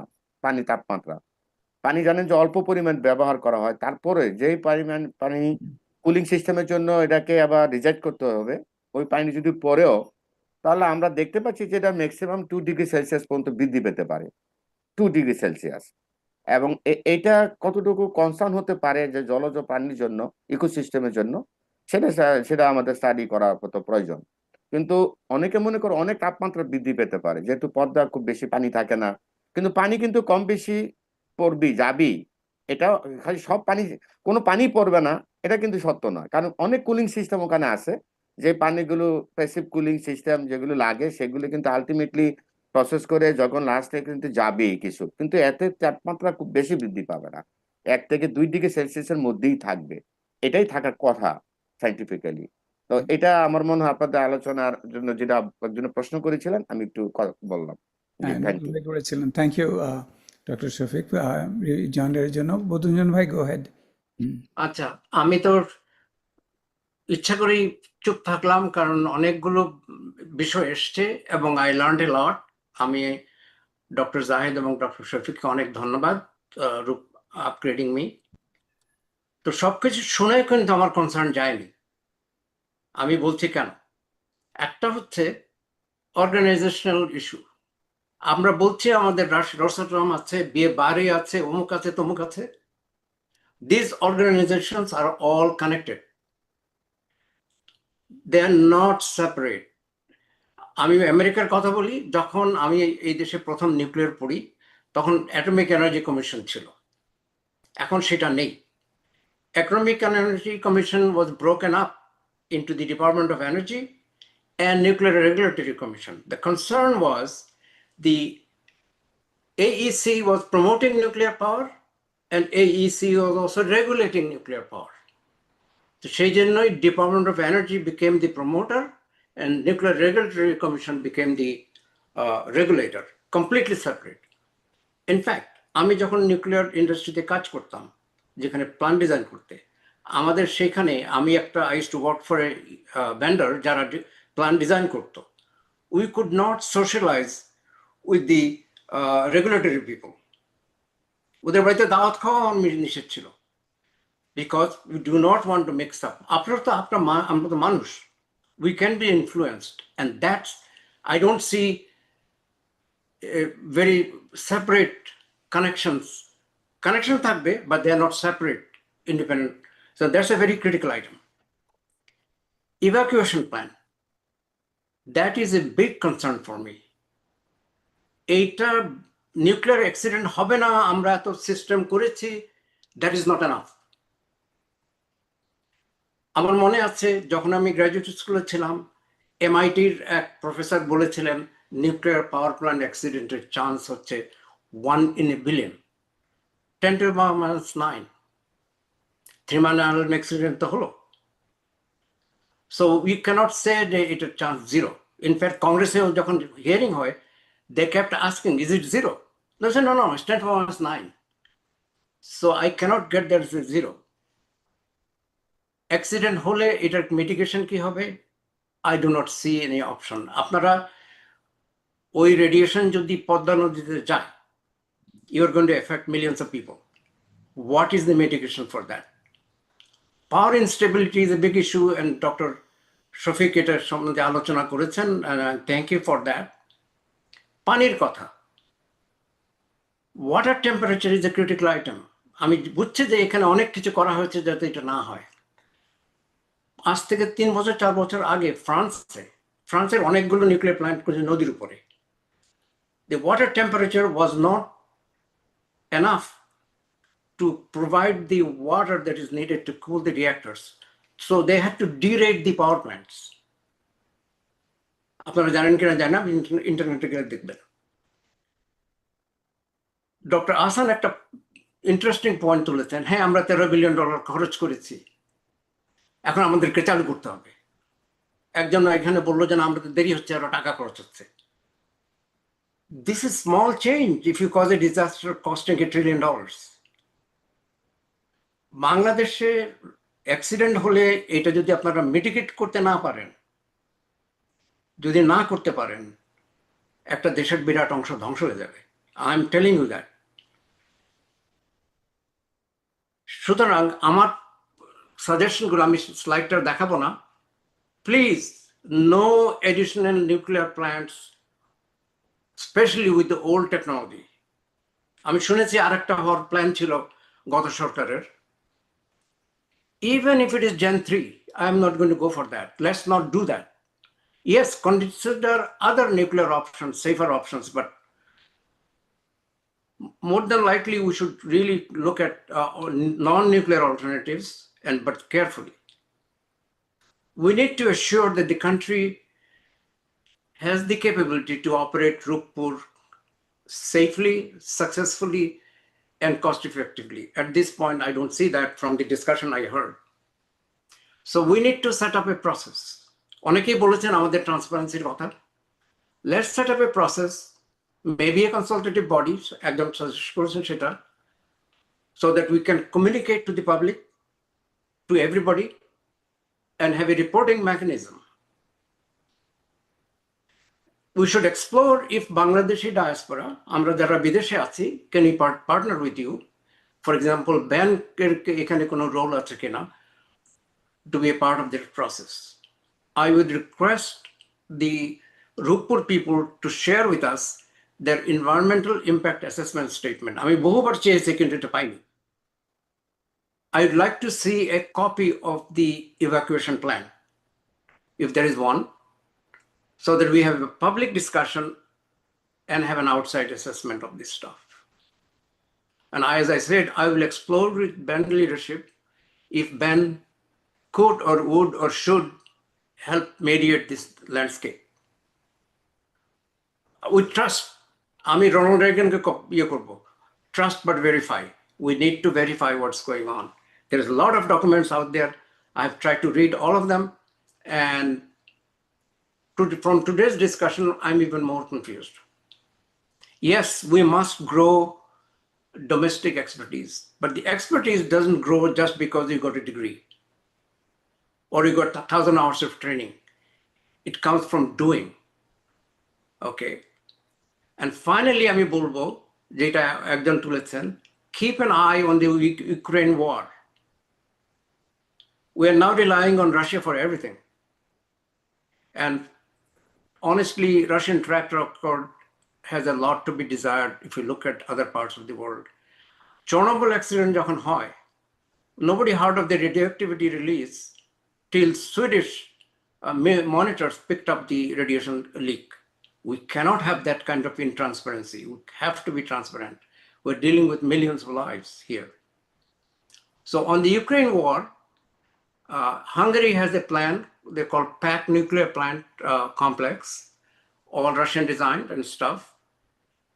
They're having trouble with that supply chain, partly because of the European Union. Hungary is a member of the European Union, and they have raised questions of the Russian design and concepts. We need to be aware of that. In fact, they're already talking to the Americans. I just saw it on the internet yesterday that they're talking to the Americans. And on my slide, which I will share at the end of the in the presentation thing, there's a link if you want to find out more about that. So overall, we need to keep asking these questions. We had a great discussion. I learned a lot. Am I happy, satisfied? No. So with that, I thank you all very much for the opportunity, and I hope Ben leadership gives us the opportunity to take this issue up and partner with you all. The issue is not Russia versus America or non-nuclear versus nuclear. We're dealing with people's lives, and we need to be on the same page on it as Bangladeshis, and that's what I hope we do. Thank you. Thank you Uddojon ভাই। আমাদের আসলে এখন we need to wrap up. আমাদের যত বেনের webinar আছে, this is one of the most important আর maybe the most important in some wedge.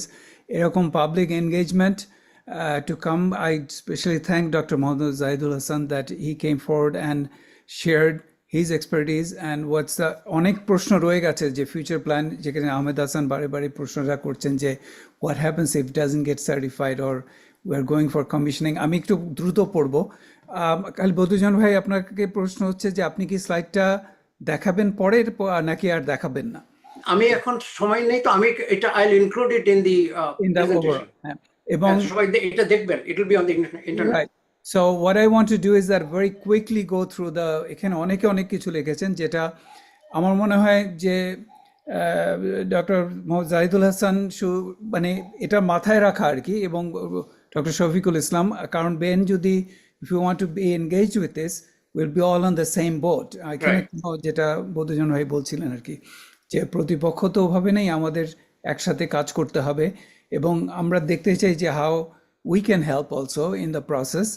So আমি জাস্ট দ্রুত আমি বলে রাখি যে এখানে এক সেকেন্ড, আমি নিচের দিকে যাচ্ছি। সো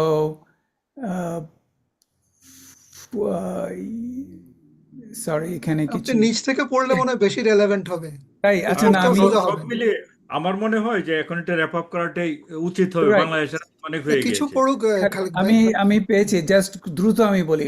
ওয়াজুদ্দিন চৌধুরী লিখছেন, in terms of site, I suppose my concern would be proximity to any known of estimated fault lines. আমরা আর্থকোয়েক নিয়ে কিছু আলোচনা করেছি এখানে, but then he talks about the Columbia University study of this thing. তারপরে sorry, আমি এক second আমি যাচ্ছি। সালে তানভীর, প্রফেসর তানভীর বলছেন, how many points of failure have been taken into account in the safety design? কিছুটা অ্যাড্রেস করা হয়েছে এখানে অলরেডি ডক্টর জাহিদের এটাতে। Ahmed Hassan, thanks for the overview. Hajbun Tasnim Preeti election, which possible interventions are more feasible in safeguarding the major catastrophe? Mohammad Khaliquzzam election, apparently for a 2.4 gigawatt using rooftop solar will cost only $800 million, but Roopoor cost more than $12 billion. How does this make sense? Again, this is a longer thing to get to it. Tarpore Waziruddin Chaudhary came back and said that we should thank Dr. Zahid for his effort to do this thing, and also Dr. Bodruzaman, which Bodruzaman has noted that we should continue to this dialogue as much as possible. এবং সেটা already আমরা বলছিলাম যে from this webinar, if you can bring something out which will be concrete and it will help the people operating the power plant also. And then তারপরে Bengal will be more communicable, yeah, এটা নিয়ে আমাদের সবসময় একটা দ্বন্দ্ব থাকে আর কি। Doctor আহাদ চৌধুরী লিখছেন, the situation is ironic where nuclear power plants caters to merely 10% of our energy requirements in terms of setting and cost, leaving 90% still problematic with vulnerable energy mix. So that's another philosophical point also. Even Dr. Bodruzaman has addressed this thing in many presentations. MS Azad লিখছেন, Dr. Bodruzaman for clear scientific presentation. ধন্যবাদ জানাচ্ছেন। Cost comparison with solar should include capacity factor, storage, and grid reliability. Even nuclear energy remains key for stable base load. Waziruddin Chaudhary, what is the detail of the double containment structure? This is important, data technical. Saleh Tanvir, I would like to know what are the measures taken to ensure backup generators for cooling system so that cooling system does not fail? Do you have sufficient redundancies? This is what that generation 3 plus kind of try to address this, I'm assuming. Uni Lichten, he does talk about multiple backup power systems. So that goes back to what happens to the diesel data. I think both Mohd Irfan এবং Bodhujan Bhai kind of reiterated যে diesel চুরি হলে কি হবে। Dr. Ahad Chaudhary লিখছেন, the entity's total dependence on Russia for technology, fuel, manpower, safety personnel compromises its reliability for future. Then was designed to 6 to 7 rupees, I think that was per kilowatt hour কথা হচ্ছে। Oh, sorry, this is earthquake. 7 to Richter scale. Dhaka is already getting 5.5, but I think this is also will come to this environmental. যদি doctor Badruzzaman বলছিলেন যদি আমরা একটা environmental অ্যাসেসমেন্টটা পাই তাহলে ভালো হবে। এখানে I am sure this been said ডিটেইলটা আমাদের জন্য খুব ভালো হবে কি। এখানে মাঝখানে দীপেন্দা বলে রাখি, আমাদের পরের ওয়েবিনারটা কিন্তু আর্থকোয়েক নিয়ে, সো এর মধ্যে যদি অ্যাসেসমেন্টটা ওনাদের থেকে পাওয়া যায়, this will add values to our webinar. That'll be wonderful. That'll be wonderful. I think that this will help Dr. Zahid also to পরবর্তীকালে আপনি যখন অন্য জায়গায় যাবেন আপনাকে এটা সাহায্য করবে আমার মনে হয় বলতে। ফ্লাডের ব্যাপারে অলরেডি ডক্টর খালেক বলেছেন, উনি আবার এখানে উল্লেখ করেছেন। তারপর অ্যাটমসফিয়ার রিভার ফ্লাডিং মানে ক্লাইমেট চেঞ্জ ইত্যাদির সঙ্গে এটা যুক্ত। ডক্টর জুবাইদা গুলশান বলেছেন, এক্সেলেন্ট টপিক চয়েস। এবং Saleh Tanvir, from what I understood, if there is widespread outage of power, the resulting grid instability poses a risk. এটা নিয়ে কথা হয়েছে কিছু. I think this is in process. A grid instability একটা বিরাট problem অন্যান্য দেশে হয়েছে, but Bangladesh, I think they are aware of it very much. তারপরে ফারুক জামান লিখছেন, ডক্টর জামান লিখছেন, a very good panel. Are there any evacuation plan established in case anything happens wrong? Again, we should go back to this evacuation plan and environmental assessment. আর একটু ডিটেইলে আমরা যদি জানতে পারি তো ভালো হবে. India's Kunda Kalam, Ahmed Hassan লিখছেন, is located by the ocean 10 kilometers from Kanyakumari. Was just a lot of information. We should be able to see the environmental impact reports. Again, we talked about it. I doubt Bangladesh can afford decommissioning costs. I don't know how much that is actually, maybe $2 to $4 billion. We don't know yet what the number will be in 60 years. So Ahmed Hassan, the immediate question, should Roopoor be commissioned at all? I think উনি বারে বারে এই প্রশ্নে ফিরে আসছেন যে commission যদি কিছু হয় তাহলে the sunk cost fallacy is now widespread even among top economists. Is it too big to fail? এটা হলো ঘটনা আর কি ultimately. But আমি জানি না এই প্রশ্নের উত্তর এই মুহূর্তে আমরা পাবো কিনা. Hassan, is it okay? We just keep it for the time. I mean, I'm speaking about now. আমাদের তো fuel loading বোধহয় তো is coming up very soon. Right. এই ব্যাপারে তো we should have a view যে are we ready for this soon fuel loading and starting out the commissioning of the reactor? Dr. Zaid, just give us a yes and no answer and we'll go from here. আপনার বিস্তারিত বলার দরকার নেই. So doctor Zahid, আপনি mute করা, mute করা, unmute করে বলতে হবে। Thank you, sir. Thank you, sir. খুব So সংক্ষিপ্ত হবে।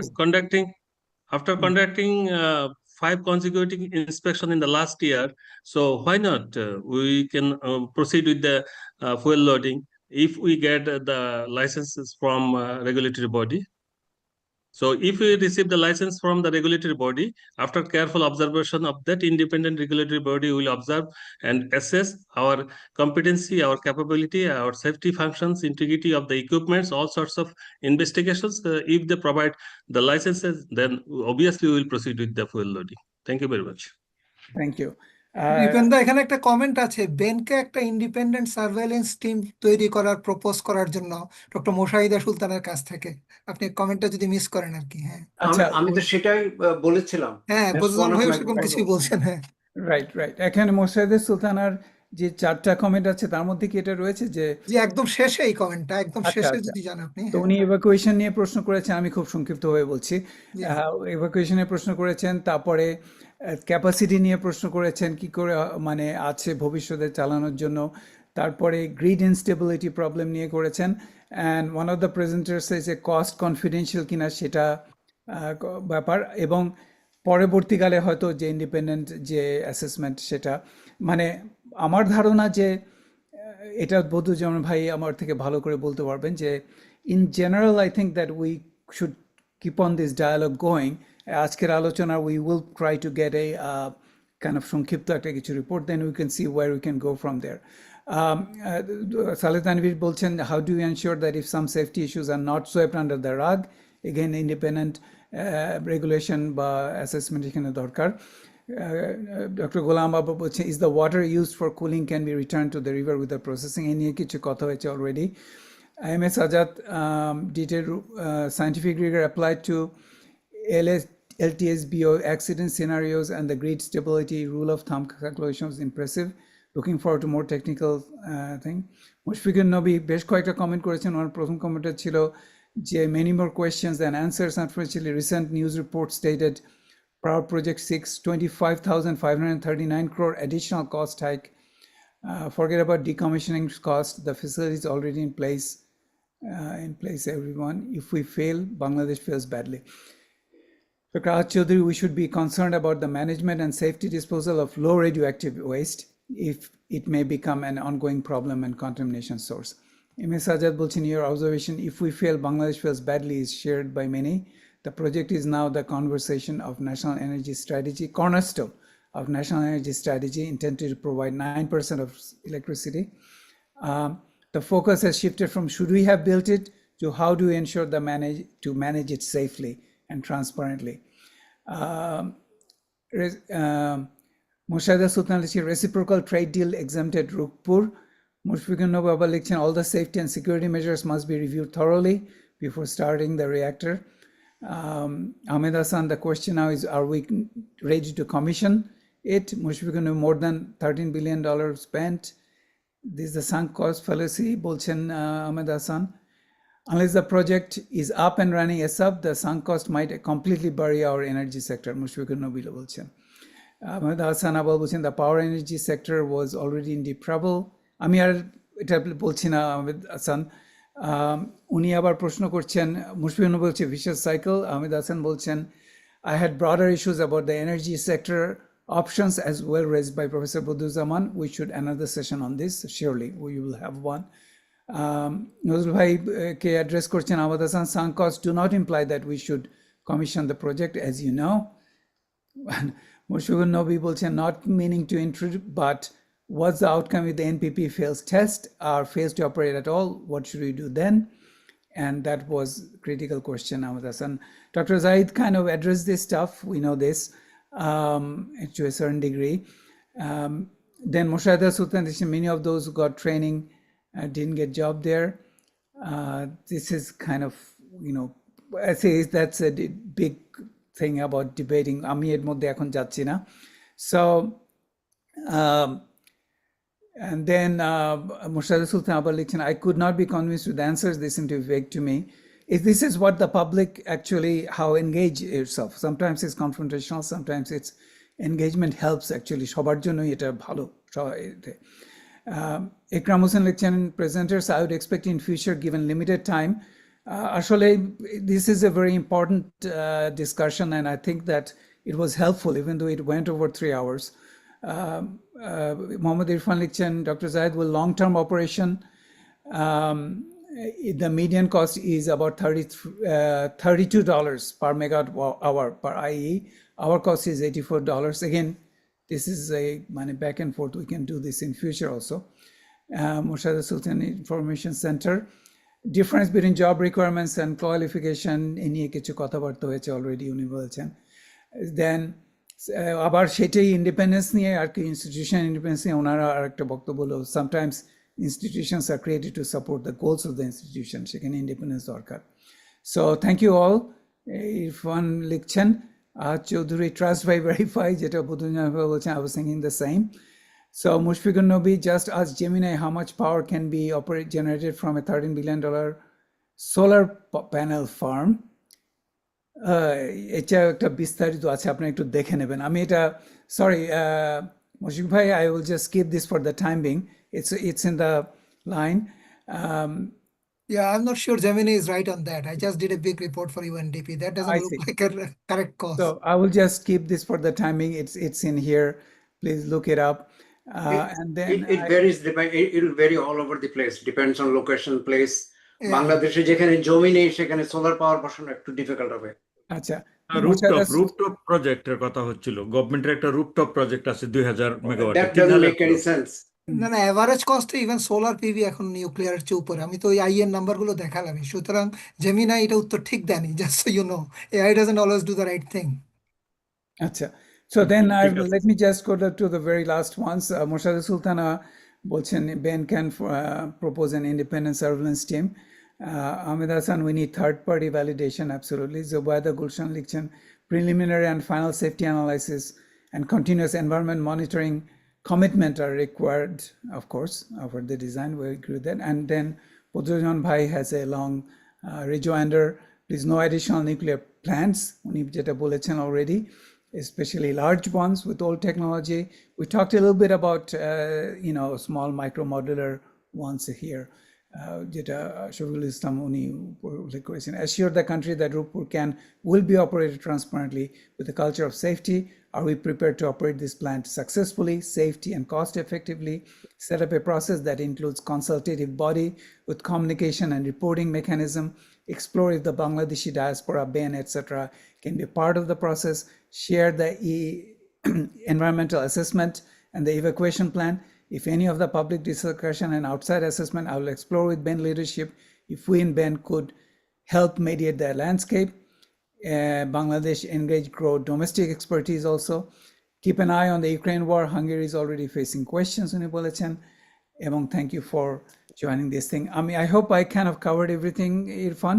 All Yes, the very well covered actually. right. Thank you, আমি Zubin. আমি একটা পয়েন্ট যুক্ত করতে চাই যে ইরফান সাহেব যে আপনি ফিগারটা দিচ্ছেন $34 per megawatt is not the right figure at all. Absolutely not. Maybe it might be the old এটা হচ্ছে calculation long or term something cost, like কিন্তু that. 80-year No, no, operation no, no, করা no, যেতে পারে। no, no, no.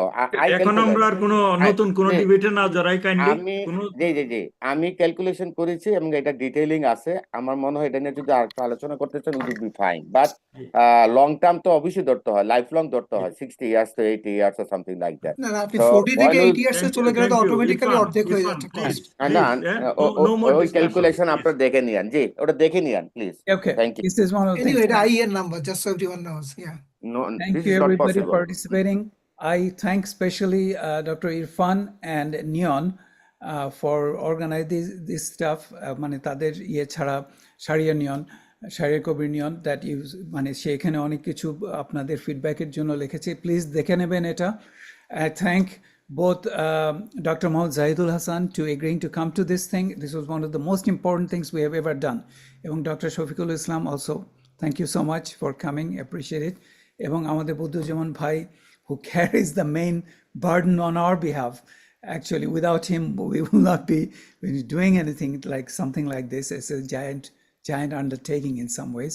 Thank you for coming here and giving your expert opinions.